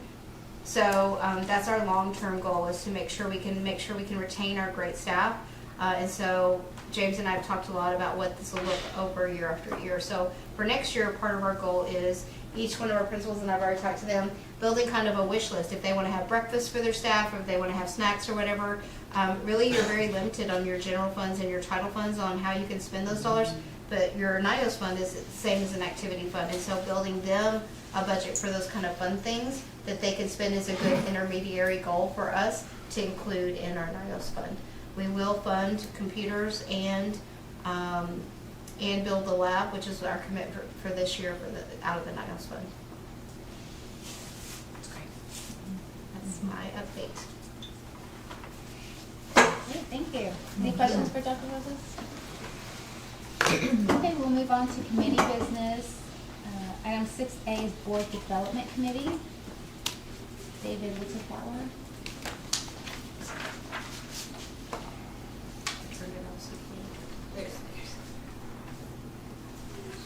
So these little in-meeting professional development pieces to me are very important. The goal here has always been to develop our acumen. We don't get enough in our training to learn how to actually learn what it is, everything that's involved in this being a board member. So this is really sort of designed to help us kind of figure that out. And today's topic is on board actions. Okay, is on board actions, and or as I could call it, this is the how we communicate to the superintendent. Right? This is how we communicate to Michelle what we need, right? Or what we want done, or what we need from her, or this is how we communicate with her. Because we communicate with her as a board, not individually, but as a board. And so, how do we as a board do this? And so, so the way we communicate with the superintendent, and I'm going to talk about all these in more detail. But initially, one way is by consensus, and we'll talk about what that is and exactly what that means in a second. We do it by consensus, or we do it by decision. Okay? And the decision is by vote, right? And when we vote, sometimes we vote and it's a simple vote, right? It's just a kind of a regular vote. Sometimes we vote and there's a resolution attached to that, right? And then sometimes when we have those resolutions, those resolutions have a signature that Nina signs for us and certified by Sarah at the end. And sometimes we are asked for the full board to sign, right? And the question is, at each of these points, right, each of these levels, right, is for each of these, right, sort of what is that about? When does which fall, and how do we and what is and what's involved there? So, well, here, let me put it this way. So for each of these, right, each of these different kind of endpoints in that net, we want to look at what kind of decisions we're talking about and some examples, right, of things that we've done in the past or general or specific examples along the way. But the qualifier is there not is really any official rules. There's some I say that there really is some rules, but a lot of it is based on historical practices, our historical practices, and so consensus. This first of all, these are not legally binding. Okay, these are not. I'm sorry. These are not legally binding. These consensus decisions are decisions that these are things that come up, either suggestions or recommendations or requests that come up in the course of our discussions and deliberations. Right? We're here. We have a discussion. We may have a discussion. So we suggested that we saw somebody requested updates for strategic plan. Michelle could. That's not a directive to her. She could decline that.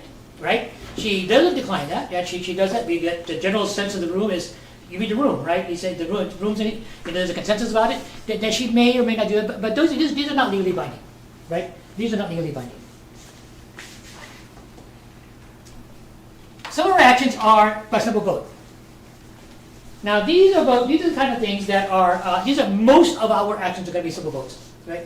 Most of our decisions are simple votes. Most of the things we do are simple votes. Very few of them are not this, right? So examples of this, right? So things that call for these simple votes. Well, things that affect our internal operations, right? Officer elections, creation of committees, right? We've seen this happen, along the way. Approving committees' work plans, right? These are the kind of things, the internal operations for the board. These are simple votes, right? The things that are the usual annual routine decisions regarding school, right? The school calendar, approving the code of conduct, the budget amendments, right? Those are kind of things. These are our regular sort of operational things. Those are simple votes. Minor revisions to policy, right? Things that are editorial, that are minor corrections that come up in the course of our regular review cycle of policy. But those minor things that don't affect me specifically, those are all simple votes. Things that require resolutions are things that either are required by law or they are code will require, there's some requirement for resolutions somewhere, right? Somebody has us making those resolutions. So, for example, when we add board members, that's a significant sort of change in our structure, right? In our sort of, we have, every time we elect board members, we signed a resolution last week was signed by Nina when Ali was added to the board, right? Just with her name on it, right? Saying, yeah, she's been added to the board, right? We do that for board members. We also, not just adding, but adding and removing. Like if you're going to have somebody removed from the board, or if we're going to remove an officer, those would also require some sort of resolutions along the way.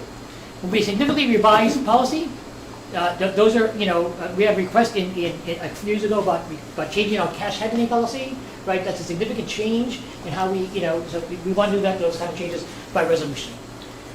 Or things that affect our external operations, interactions with the public, right? Our external operations. We used to meet on, these board meetings used to be on Thursdays. I now meet on Tuesdays. There was a request by admin to move those to Tuesdays for some reason. We went with the Tuesday meetings. That's a significant interaction with the public that affects our interaction with the public. Those require a resolution. When we came back from live meetings after COVID, right, that was by resolution, right? We made a resolution decision how to do that. So things that affect our interaction with the public. Things that have to do with funds, with access to funding or placement of funding. We recently signed over, we added somebody to a signature check signature. That was by resolution, right? Sometimes, we not just, we open accounts, different accounts, those are by resolution, right? Sometimes we have resolutions because the entity involved wants a resolution, right? Frost doesn't want to close a bank account for us unless there's a resolution that says we're going to close this bank account, right? So same with the signature one, right? It requires, the entity requires a resolution. We signed a textbook one last month, which was not just teachers that want a resolution. They gave us a resolution for us to sign. Okay, they actually did a resolution for us, right? As part of the application process, they did that. So sometimes it's requested by group. Now, expenditures. We're not sure about contract. We're still arguing. I think Michelle and I are still discussing it. But do we need resolutions for contracts? Yes or no? We're honing in on this pretty closely. Sometimes the superintendent may request a resolution. There's a decision that needs to happen. She needs some backup from the board, right? So she wants to have a resolution in hand to give her some meat. She can request a resolution for certain things. We did we're going to do this anyway because there's a temporary change in policy, right? The temporary change in policy is also part of when we have resolutions. We added, back during COVID, when we were required 5 days of quarantine for an exposure, we added additional PTO to staff so that people didn't use their PTO, right, didn't exhaust their PTO. There's some rules attached to that. We wanted a resolution to help back up the superintendent's decisions about, sort of how this is done and the authority to make the rules around it. So, there's requested by the superintendent. It also would have been on this list anyway because it was a policy change, right? Even a temporary policy change. It still would have been on this list. Initial policy adoptions. Oh, sorry, this is not the full resolution. The resolution with the full board signs. When does this happen? There's sometimes when this is required, but mainly this is from historical reasons why we do this. Historical practices for this board. Being the person with the most history here, I think, on this board, there's been things where this happens. Initial adoption of policy. These are the laws, right, of the school, right? This is everybody's got to be should to be okay with this. We had a policy signing party last time, a business signing party last time for a couple of resolutions that we had to sign. We all signed because we adopted policy, right? We want everybody behind it. That was one, right? Anything that amends the charter requires a full resolution. Everybody to sign. TA requires us for the whole everybody to sign for a resolution that amends the charter. There are certain things that trigger a charter amendment, right? We changed the grades aligned to the county district number recently, not so long ago. That requires a charter amendment. That requires a resolution signed by the full board. We changed how we take the bylaws. That's the full resolution, right? Because that requires it triggers a charter amendment. Charter amendments, expansion or non-expansion, those require full signatures. There are some things that are very significant and reflect big changes, or that have. Sometimes we want these resolutions for every signature because it's prudent to have the full support of the board for certain things, right? This is one of those, right? When the mask mandate, that was very controversial, right? That was very difficult for us, and we did it in defiance of the governor. They put us on the list for the Attorney General's naughty list because the parent reported us, and of which I was very proud, but to be on that list personally. Everybody signing that was important, right? So that we could see, or when when we assumed the debt for the bond for the school, right? Everybody signed because we're signing for the school, right? And this setup. Things that involve the superintendent, the hiring, firing, and evaluation of the superintendent. When Michelle was hired, we all signed the resolution. Everybody signed the resolution on the board. Michelle would have been dumb not to take a job if not everybody signed the resolution. Any superintendent coming into any school, it needs full board support. And they don't have full anybody in her position will tell you, you don't have full board support, you don't take the job. You just don't take the job. So everybody signed that resolution. So directives, superintendent, might be on there. Removing a board member requires resolution. We've never done this before. We haven't had to do this before. But is that one where you might want to include everybody's signature? I think if we're going to remove somebody, we might want to consider that as something that everybody has to say yes. That's, everybody signs for it. Sometimes we're required for everybody to sign. We had this law passed in the last legislative session that said wanted to make chaplain volunteers accessible to schools. The law required us to take a full record vote by the board, right? And so everybody signed this resolution that said, no, we're not going to take the resolution. We would decline the chaplain volunteers. Everybody had signed because that's what the requirement for the law was. But so sometimes it's required. And so that's your setup, okay? That's your setup. When we see those, we're not always consistent. It's not always consistent about how we do that. But we want to think about how we do that. Maybe Michelle working with Nina or the executive committee kind of figured out just exactly when we want to have resolutions and not have resolutions. And Jackie, so she'll know just when to have them and when they're triggered, so they can all be set up. But that's how we communicate to Michelle. Okay, very formally or by consensus, and that's it. Thank you. Thanks, David. Next on the agenda is the Financial Oversight Committee. Robert, would you pull up item 6B2, please? So, our dashboard for the month, and this is actually this is a good dashboard to look at. Finally, for the first time, that dashboard's looking kind of exciting.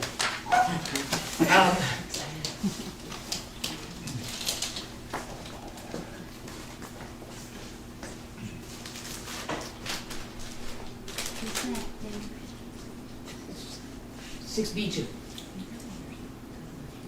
Okay, so a couple of things on this dashboard. Let's start at the top half right there. Good. So numbers are up, enrollment numbers are up, which is really good to see. We saw this great March number of attendance, right? It's 96 number, 96.4. It looks great. You see a lot of green, right? So for the first time, a lot of green on our sheet there. That's nice to see. I will note that spring break was in March, so but that means that the weeks before spring break and the week after spring break, kids were here. Right, those are nice, good signs. So that's kind of nice to see. Would you scroll up just a little bit? Thank you, son. Financial data. This looks really good. So this up the P&L. The P&L is always a starting place. And we start down here, you'll see that for the first time we actually have surplus, even with depreciation. Right, this is the first time that we've seen this in a long time. Right, we have to have surplus there. You'll notice that surplus number, right, as we said before. That surplus number matches that number up there. This change in equity right here, right? That pretty close to those numbers there, right? Those are round off errors, right? You see that's our there's our change in equity, right? It's what we got back up. It's fairly nice. Remember, these numbers do not include that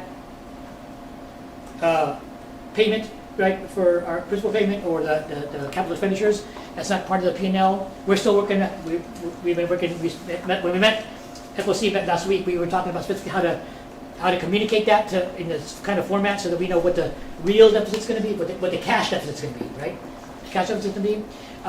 But you see those numbers looking really decent, right, across the board. I could not be more pleased for the first time to see that number kind of nice pop up for the first time.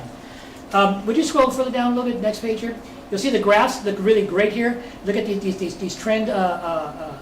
See this nice big jump here, James. Look at that. That's kind of nice to see the attendance jump that high and jumping like that. If you to the lower graphs, thanks Robert very much. Again, you'll see here's that bump in that change in equity. Days cash on hand tend to begin to pop up again. Even our debt service coverage ratio is increasing now a little bit from before, and so it's starting to climb up. So things are looking kind of decent for us across the board. And so thank you very much. Thanks to James and to the DSS team and Matthew May for all that stuff. All that work. One question. Sure. So enrollment is up by 8, but the wait list is down by 100. Did it really take us 100 people to find 8 people, or did we do another scrub of the wait list? So that wait list is from the start of the school year. Mm-hmm. So it's a cumulative 100 down. Mm-hmm. And some of those folks, like, come off volunteer, right? Like, they're like, no, we're good. Yeah, they just dissent. They will rescind it or decline the offer. Or, Yeah. Or they just don't cancel qualify for their free pay. application. Right. Yeah. Okay, so I guess I'm reading it wrong then, because it says total wait list in February was 727. Total wait list in March is 625. Yeah, the way I report the numbers, James, has been whatever the monthly numbers we get from you, Mhm. right? That's the monthly number I report. Mm-hmm. So the change is a change in from month to month change. Yeah. Right, which says 102 people dropped from February to March off the wait list. Yeah, I could show you the name by name. When we make offers, it's the conversion from an offer to it's especially at this time of the year. Yeah. People are not leaving schools to come. I mean, they still are. I mean, there's a lot of people that are really excited. Yeah. We get on the phone and we're talking to people that are pulling their kid out of school and bringing them here. But we don't see the same higher level of conversion at this time of the year. So we're going through the wait list. We're burning through it. Got it, okay, A lot no, of that's names, fine. just very red. A Yeah. lot of names that are on the list that are not converting over. And we don't allow people to say, I don't want to transition this year, but I want to stay on the wait list and get brought back up again next year, right? In the lottery, if you're done, you're done, right? Right, don't yeah, want you to- just apply again. So Yeah. the lottery happened in March. We ran the lottery. If, we do, we kind of use the lottery as leverage and get in before the lottery. That way you're guaranteed for next school year. But, if not, you'll just have to apply and we'll put you on the Get wait off list. again, yeah. And so then one would assume that some people were added to the wait list, so we lost more than 102 people, right? Oh, yeah. Okay. So then for discussion somewhere down the road, the question would be, how do we build up that wait list again? Because if we're looking at your green, yellow, red chart. We're There's- tracking that wait list there's a just as long- much as our enrollment, Yeah. because we want to keep it high. It's an indicator of our popularity Yeah. and the desire. Okay, thank you, Thanks. David. Fundraising committee. Oh, really? Oh, you mean academic oversight? You want them first? Oh, sorry. Yes, there's a deck in there. Would you mind to pull it up? It's 6C. Sure, yes, absolutely.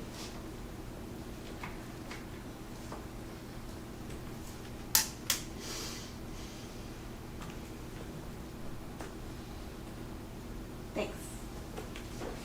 So, sure it's on. Okay. Where do you point to that? Yeah. Where do I point it at? Really nowhere. Yeah, you It just anywhere. You're like nowhere, anywhere. Okay. Or you could just nod your head and he'll. Okay, we can move forward. We're going to talk about math in ELA today. So this is just a reminder, since this is only our second AOC update. So we're going to anchor our updates in the district improvement plan. We'll do a refresher on what those 4 district improvement plan goal areas are. In these updates, we'll tackle usually 1, maybe 2 of those goal areas, and we'll seek to answer 4 questions with the update, right? What does success look like for this goal area? How well are we doing against our goal, and are we on track? Why? Like, why is that our performance, one way or the other? And what are we doing in response? A note, when I say we, I'm talking about NYOS. I am not in the classroom. We are not, but this is something that we work on collaboratively, obviously, across the AOC with Dr. Rosa and Julie, and so the we as a collective we, just want to name that. So we talked about CCMR last meeting, and today we're going to talk about math and RLA. Okay.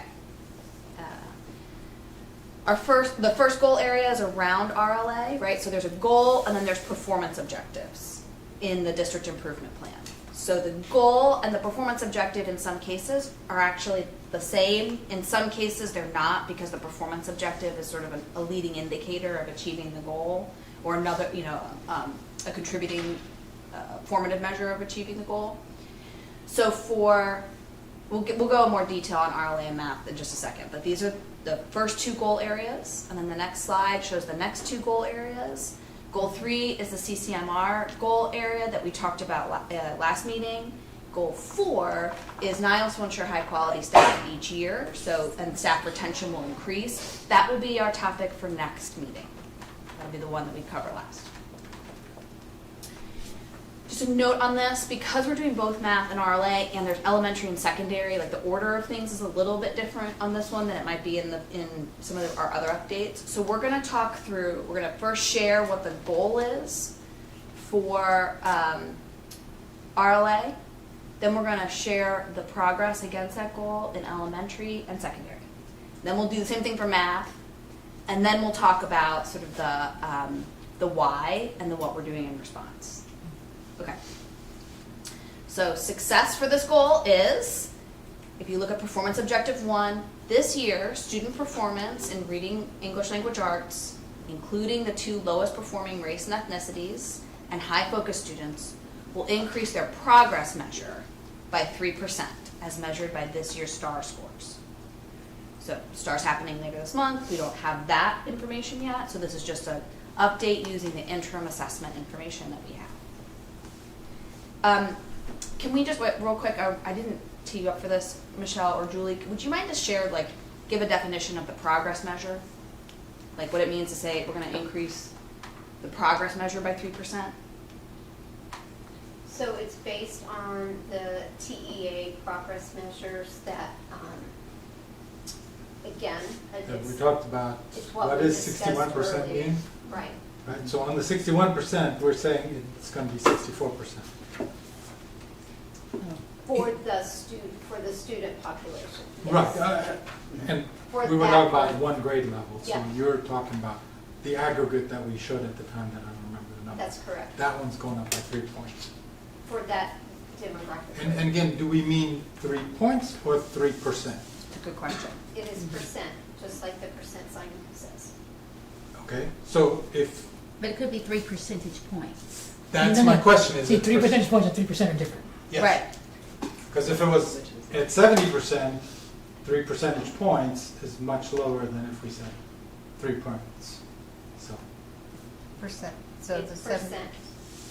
so if it was 70%, we're gonna increase 3%, it'd be 73%. That Okay, those so are, that's that's points. percentage points. okay. Is that a share, that's the shared understanding, so if it's 70%, the goal is to go to 73%. Right. That's correct. That's the 3 percentage points. Right, So not that's how this- 72.1. And I want to reiterate, because it's important. Yeah, Because the state sets its own targets by percentages. So we are replicating Yep. the same practice. We're not creating something unique or different. okay. So then, how are we doing? Are we on track? So this is for elementary RLA. This is based off of the February interim assessments.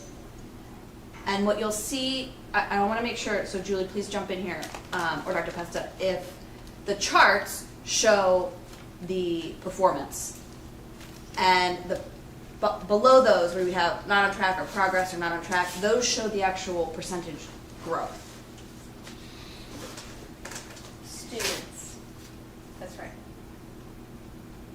So like, I just want to make sure I'm reading it right. So where it says emergent bilingual, below the chart it says growth score 67, Down by 9 points. down by 9 points. The emergent bilingual bar chart doesn't, that doesn't reflect the 67.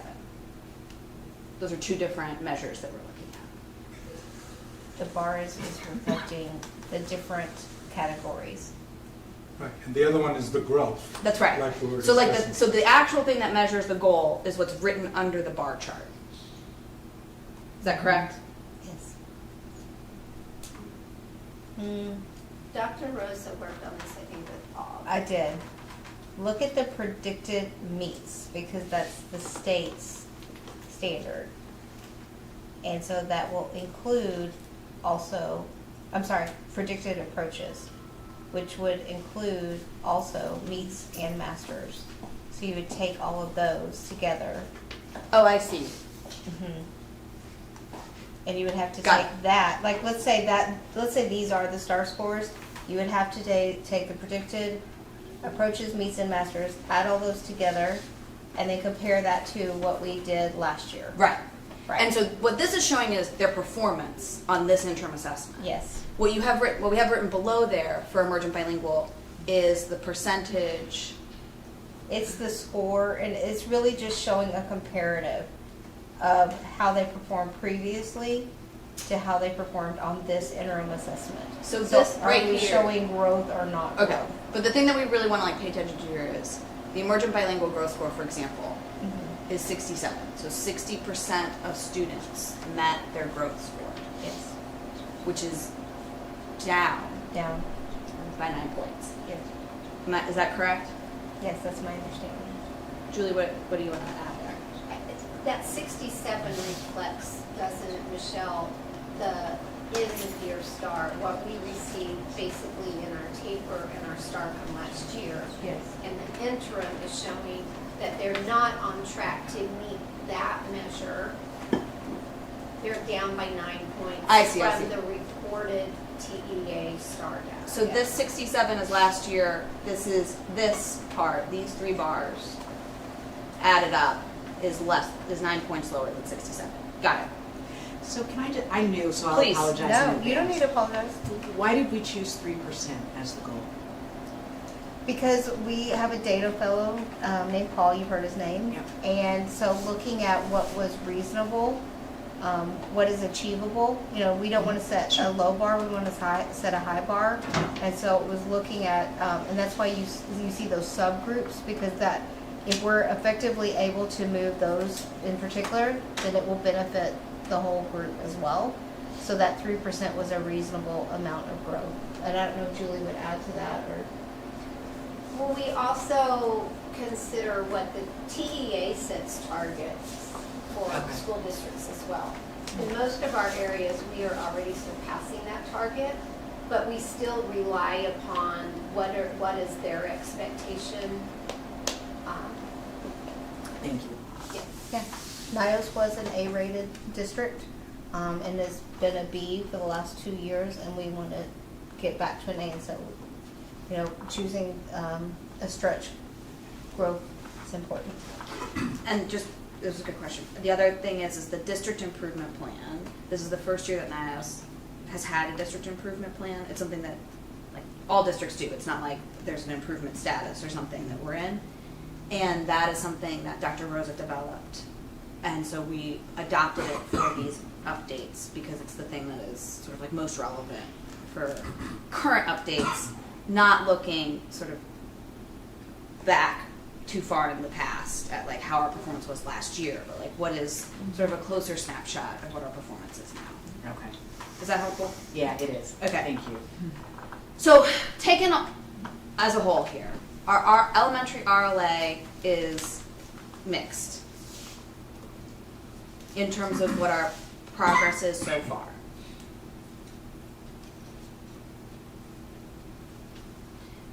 Secondary RLA has a better picture. There's more progress across the board, with the exception of emergent bilingual.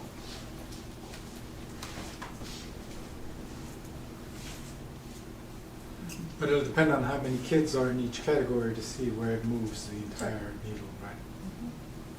Yeah. We don't know the number of kids, so it's. Well, on average, we're about 30% if you're looking at emergent bilingual. It's one of our biggest subpopulations. That we could get you the actual number as well, and by elementary and secondary. Right, and where I was going with is the progress on special ed and economic disadvantage enough to offset the drop in the other to still make progress? Yeah. That's where I was going. What about 12.5, 12.6 special education overall as So a then district? it's about a wash, right? Okay. Okay, thank you. So same thing for math, and it's the same progress target for math. Okay. How are we doing?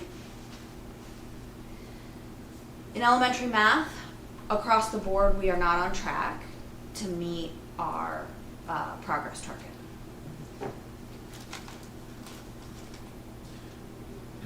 And we've got 3 weeks to go till the test? Yeah. And I will say, like, if you think about elementary, like, they might not have ever heard the word, like, my students didn't hear the word quadrilateral till today. So, like, on an interim, they're not gonna do well right. on shape. Well, that's why I was asking, Yeah. right, how much time there's left, and so you'll let us know when to pen. Yeah. Well, and this test was not taken yesterday. Time Yeah. has passed since we took it. Yeah, I think it good makes point too, sense. right? This is a test, interim test taken at some point. Like, the younger the kid, the more the February to April is really gonna show. Yeah. So, okay. And then similar picture for secondary, with the exception of special education.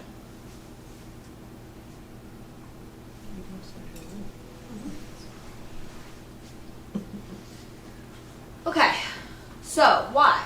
Well, there's like a mixed picture here across RLA and math in particular. In reflecting on this with Dr. Rosa, we looked at the root causes of the successes. So we attribute our successes largely in SPED and RLA for two reasons. There were very clear priorities and practices, and there were aligned resources to those priorities and practices for those content areas. And we've had consistent, well-staffed instruction in those content areas and grade levels. Sorry, go back over. Root causes for the challenges is primarily where we have not seen growth. The primary root cause is that we've lacked consistent, well-staffed instruction. There's other downstream contributors to that, like there's a new curriculum this year, but these additional complexities are felt more profoundly when staff are building their knowledge and skill in that content area. And so if there's turnover in a content area or a grade level, then there's sort of just this added, it's a compounded effect of having a new curriculum, for example. But that's itself wasn't identified as the root cause. What do we plan to do in response? And so these were what Dr. Rosa provided as the district's response. So bolster Tier 1 instruction, instructional coaching for identified teachers, ensure alignment of PD to tier 1 and tier 2 instruction. Is anybody familiar with the tiers of instruction and what that means? Tier 1 is your general in-class instruction provided by the teacher. Tier 2 can be like small groups and like additional to the program. It can also involve students that go outside of the classroom for instruction in small groups. And then your tier 3 falls more on like your special needs program where they've been identified and they've got some clear accommodations or modifications to their program. Yeah. Where does tutoring fit in?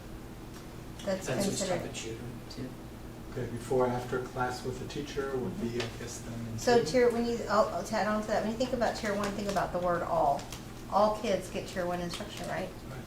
Tier 2 instruction, some people will say, think of the word some, but I really feel like every person, no matter your ability, deserves a small group. But in many systems, they think of some, like you call out who needs additional support for whatever reason. And then your tier 3, some people would say that's like the 10%, those 10% who need like a triple dip of support, which could be like before school, after due tutorials, Friday early dismissal, like all those kinds of things. Sometimes it's also thought of in terms of in classroom different structure, right? Like the small groups within the classroom and stuff, or outside the classroom. Thank you, everybody. Data reviews at the end of each assessment. So making sure that like you're not just assessing and not looking at what happened, and not looking at that data and then making adjustments in response. So making sure that that's informing your next instruction.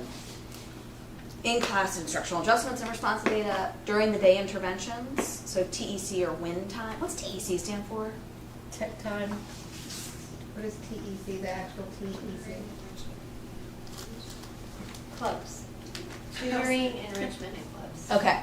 And then when is what I need, well, that's what I know what I need. Yeah, what I need time.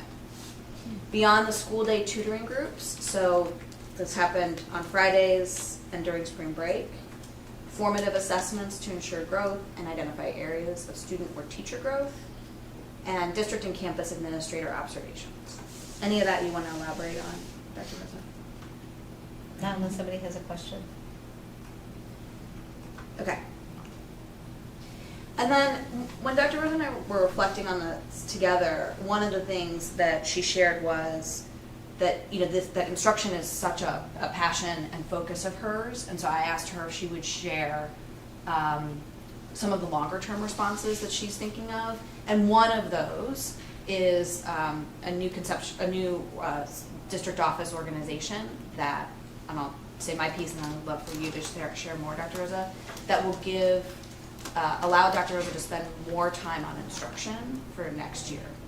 So I'm always looking for the analogy or I don't know what the word is, but the example of really what is NYOS, right? It's like this thing. And my newest one is it's like a very unique tapestry with all the weaves. And so we look at some things that are challenges, like our budget. We look at some things that are reality, like we're very committed to small class size. And we have things like looping and things that we do that make us uniquely us and teacher autonomy. And we want to continue to not only just survive but thrive.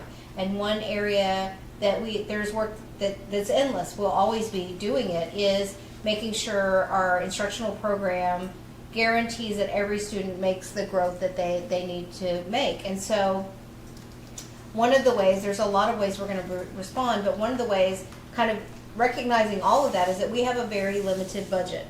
And we have to make some really informed decisions. And so the first thing that you examine in any district is your district team. And so you've heard me talk a lot about the changes that we made. We've already shared with you guys about the district team for next year. And so I would just say, look over there to the left. We will have an academic coordinator position that will work very closely with me to address the academic supports. And I will work directly with the principals next year.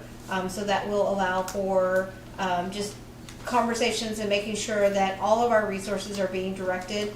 We have 2 fantastic principals and great assistant principals as well, but just making sure that we're providing all the resources that they need. We're removing any barriers that exist and making sure we're really supporting them in the best way possible.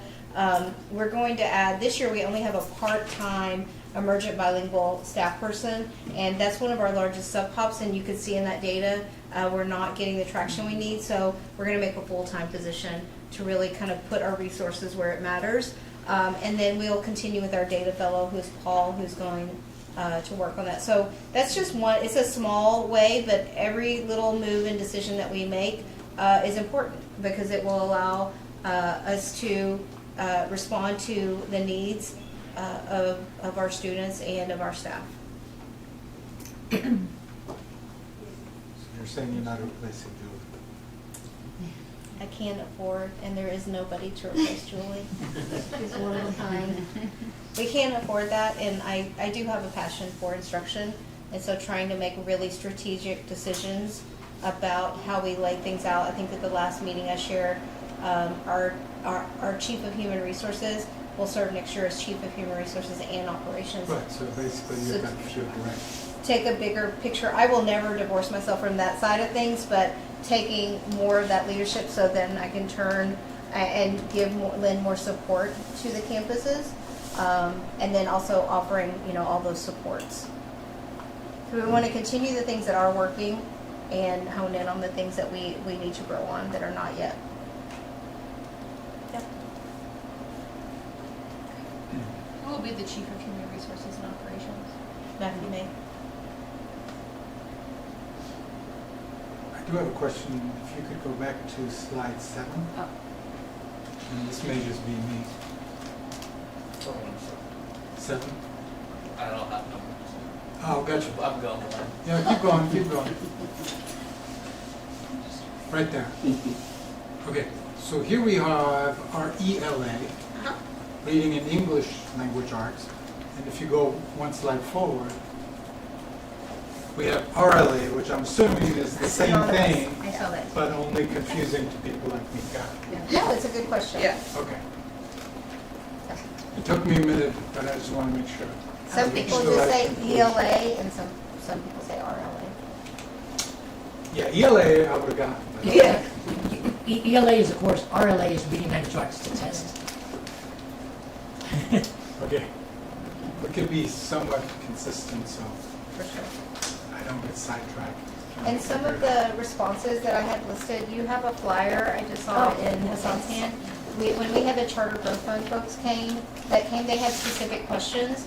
And so you see those same responses are in that handout at the bottom. So if later you are like, hey, I want to think about those more, they're on that piece of paper, and I went ahead and just made you a copy, because I feel like in some ways it's a cheat sheet, right? Like, if you guys are board members, and so if you had parents or somebody who came to you and asked questions about what we're focused on in the strategic plan, our goals, our responses, it's all right there in a one-pager.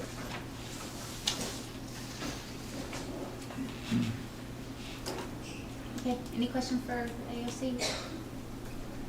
Okay, now fundraising. It's be really short because you shared so much of it already. Yeah. So, but yeah, I was gonna say we're almost at 100,000. So huge celebration there. Just wanted to call out James and Blanca too. Great job on the golf tournament. Big update I think is that James has put together a dashboard for the fundraising committee as well. So that's been really easy for us to take a look at and see where we're at. Big thing coming up is the Kendra Scott fundraiser, so that's April 26th and 27th, 10 to noon at the Domain, or you can do it online for the 2 days too with the discount code, so I ask you to take advantage of that. And then we talked about the bingo already, so that's the next thing on May 2nd. And then we, at our last meeting, just kind of talked about that I think staff is going to take a look at kind of a higher level strategy. And, they'll share that with the committee as things get a little bit more figured out. But you alluded to the fall fundraiser and a spring fundraiser and having kind of our two big events that NYOS gets really good at hosting. I want to appreciate the committee. You guys have been so impactful to us. And for next year, one of the things I had already shared with board president is we want to challenge each board member to lead their own fundraiser, which may sound a little overwhelming, but an example is Nina did a fundraiser with Consuelo. It was a lot of fun. It was really easy to do. We have Kendra Scott coming up. What was the other one? We did another one this year. I'm not even thinking of it. Barnes and Noble? Barnes and Noble. I was like, I know there was another one. So each one of you, if right now you're thinking as a board member, I don't have any idea, we actually already have 2 ideas that someone could pick up and say, oh, okay, I'll do that one. So just having every board member help us with those smaller fundraisers, just fun times to get out together. The Kendra Scott, I mean, tell everybody it's a Mother's Day opportunity. You can get a gift, and you always can help with NYOS as well. Is there anything that you need from? It's Julie. Is there anything that you need from us for bingo, for Kendra Scott, if we need to assist? I won't answer for bingo. I don't know about them. I'm sure you probably need volunteers. Kendra Scott, no. And they were a really easy one. You know, I did, just to kind of talk about, you know, an idea you might have, I did the initial contact, talked to them, figured out what it would look like, kind of arranged the time, but made sure it would work with staff. And then kind of, you know, even Kendra Scott provided all the marketing materials that Blanca could use, so that was fantastic. But it's not a whole lot of time on your behalf to just kind of come up with an idea, maybe something that you're passionate about that they'll give back to the community, and just reach out to them to ask. Bingo, besides volunteers. Well, I'll answer for both of those. What you can do to help is set yourself a number challenge of how many people you're going to encourage to come. And if you say, hey, I'm going to be there at 12 o'clock, it could be people who have children here, but it also could be your neighbor. It could be somebody you work with. It could be anybody. And just, even if they don't purchase anything, just come with us. Let's invite people. Let's have fun. Let's look at jewelry. And so just invite people. And the same thing for bingo. I have lots of fun memories of living in a small town and playing bingo, being on cruises and playing bingo. So for me, I hear that word, it sounds like a lot of fun. James and his team, Blanca, they're getting out and secret shopping bingo halls to make sure it's a really fun event. We'll have play space for kids to run around. We'll have lots of food that people can buy if you get there and get hungry. So just invite lots of people. It's just a low-key fun night. We'll be in the gym. They'll be in the gym. If I look correctly, we have exceeded the targeted budget for the year on fundraising, right? Almost 50% over so far.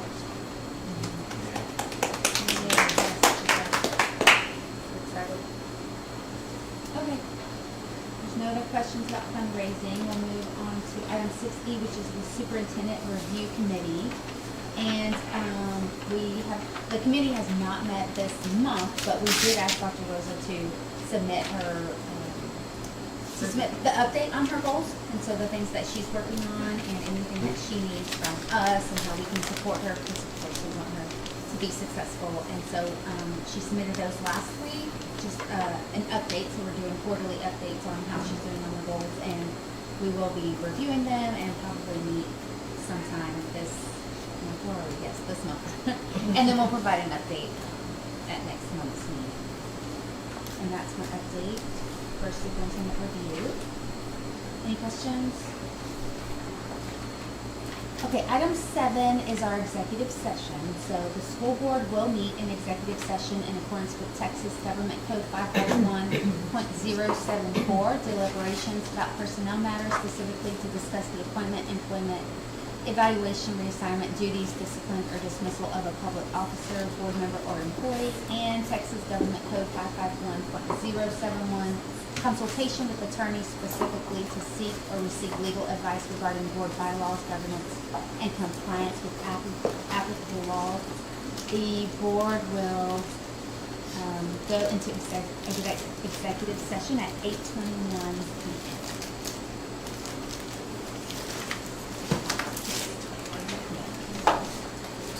You don't need anything.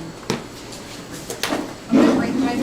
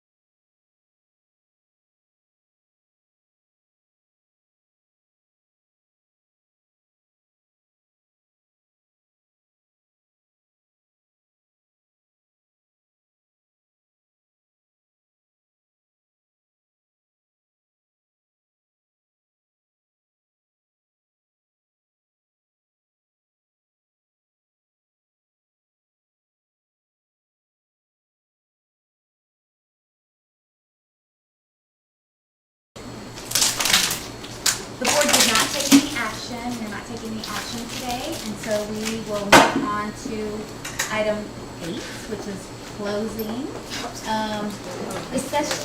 Agenda items for next month, I have the operations policy, I have the instruction and student policy. I'm sure there's other things. The code of conduct should be on the calendar. The what? Code of conduct usually comes up in April. Oh, okay. Maybe a Is that The some- student code of conduct? Oh, I think in the past, this was when you were finalizing next year's calendar, but we've already done that in October. Next. Yeah. Michelle, do you want us to, Michelle, do you want us to move that on the calendar from Yes, I April to earlier in the year? I think by January, it's already to be done. We already have one set up for the next year, we just didn't vote it in, so we could examine it. We can move it to January instead of April. Okay, sounds good. So hopefully I'll move back. you know, Okay. the- oh, well, go ahead. You might I have stole to. this one from my wife. Oh. I believe But it's a small one. maybe. Okay. It's too big for her. We'll have AOC staff. Yeah, AOC staff. Comp committee, probably. right? Yes, right? We can always strike Hopefully. it, so. Should have it, not me. We don't want to talk about June meetings being meaty. There's 2 June meetings on the calendar. Which one of those is the one where we're like, I think we should hold them, both open, target the first one, and if we absolutely have to meet for like any follow-up things, but our goal should be not to have to do 2.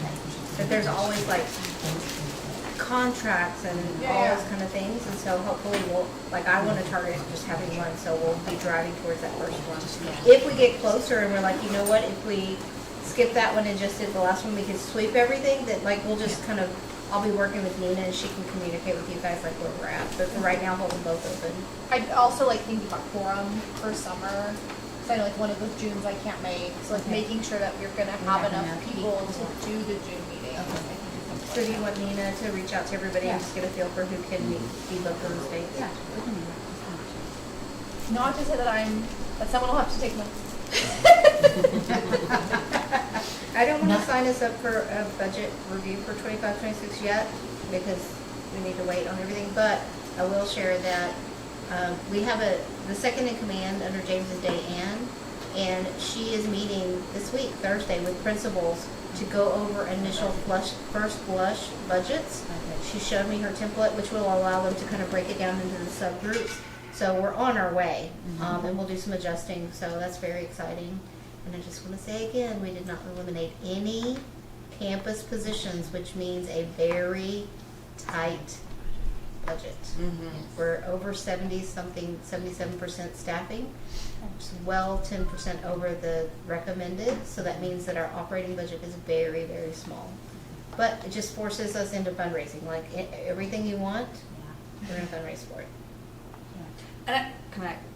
And like almost every other charter is just adding seats into their classrooms. So like I just want to name, like, this isn't like, some of these things are unique to NYOS, but not all of it.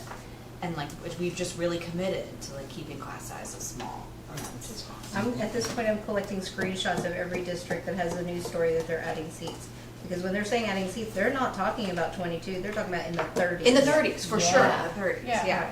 And I think there may come a point that NYOS board has to examine, do we want to adjust and go through the appropriate process with our campus as well? I'm not advocating one way or the other. I do like our small class size overall, but it's a balance. If I make $20 on my paycheck and I spend it all on a new dress, then what am I gonna do for groceries? Like you can't be in denial about it. You have to do contingency planning, right? Because we do not know We how are many restricted by dollars. the fire code though. Was it 22? That was a temporary. We can also though like take that on the other side and it'd be a fundraising thing. If you like the small class size. And also, I think it's a recruiting thing, like teachers, it pains me not to be competitive. Like looking at that salary, it literally hurts my heart. And knowing that the cost of living increases, insurance increases, so you don't want staff to feel like we're moving backwards, that's painful. Right. And, it's not a but when people are looking, if somebody's shopping around for a school to teach at, You want 30 kids in your class, you want 18 kids in your class. We all have bills to pay, you have to pay your bills, but like, while we may not be able to give you a huge salary, there are lots of great things we do give you. That autonomy of making decisions, the tremendous amount of support. A lot of school districts don't have coaches or interventionists. Yeah. Yeah. Before everybody leaves, we should have a resolution to sign on personnel. Right? Yeah, I have it. Oh, good. Very good. Okay. And Is that all we elections. have for next meeting? Elections. Oh, elections. Oh, yeah. Jeez. Oh, elections? Yes. Yeah, is it your, when June meetings you want to go to? Yeah. Okay. We'll have, So which one, my review. which board Oh, meeting okay, is- yes, we'll is have, that one, Nina? Huh? Which board, is that going to be the May board meeting? Yeah. Our main book. You'd be glad this May's is a big one. Okay. Superintendent review as well. You remember when you said this will be a short meeting? What time is it? Just saying. Better than last week or last month, We did right? one. Last one was long. Yeah. The light got one. us Till 9:30. That was, we had not met in 2 months, and we had lots of stuff to review. Okay, I will entertain a motion to adjourn. So moved. Good. Second. Yeah.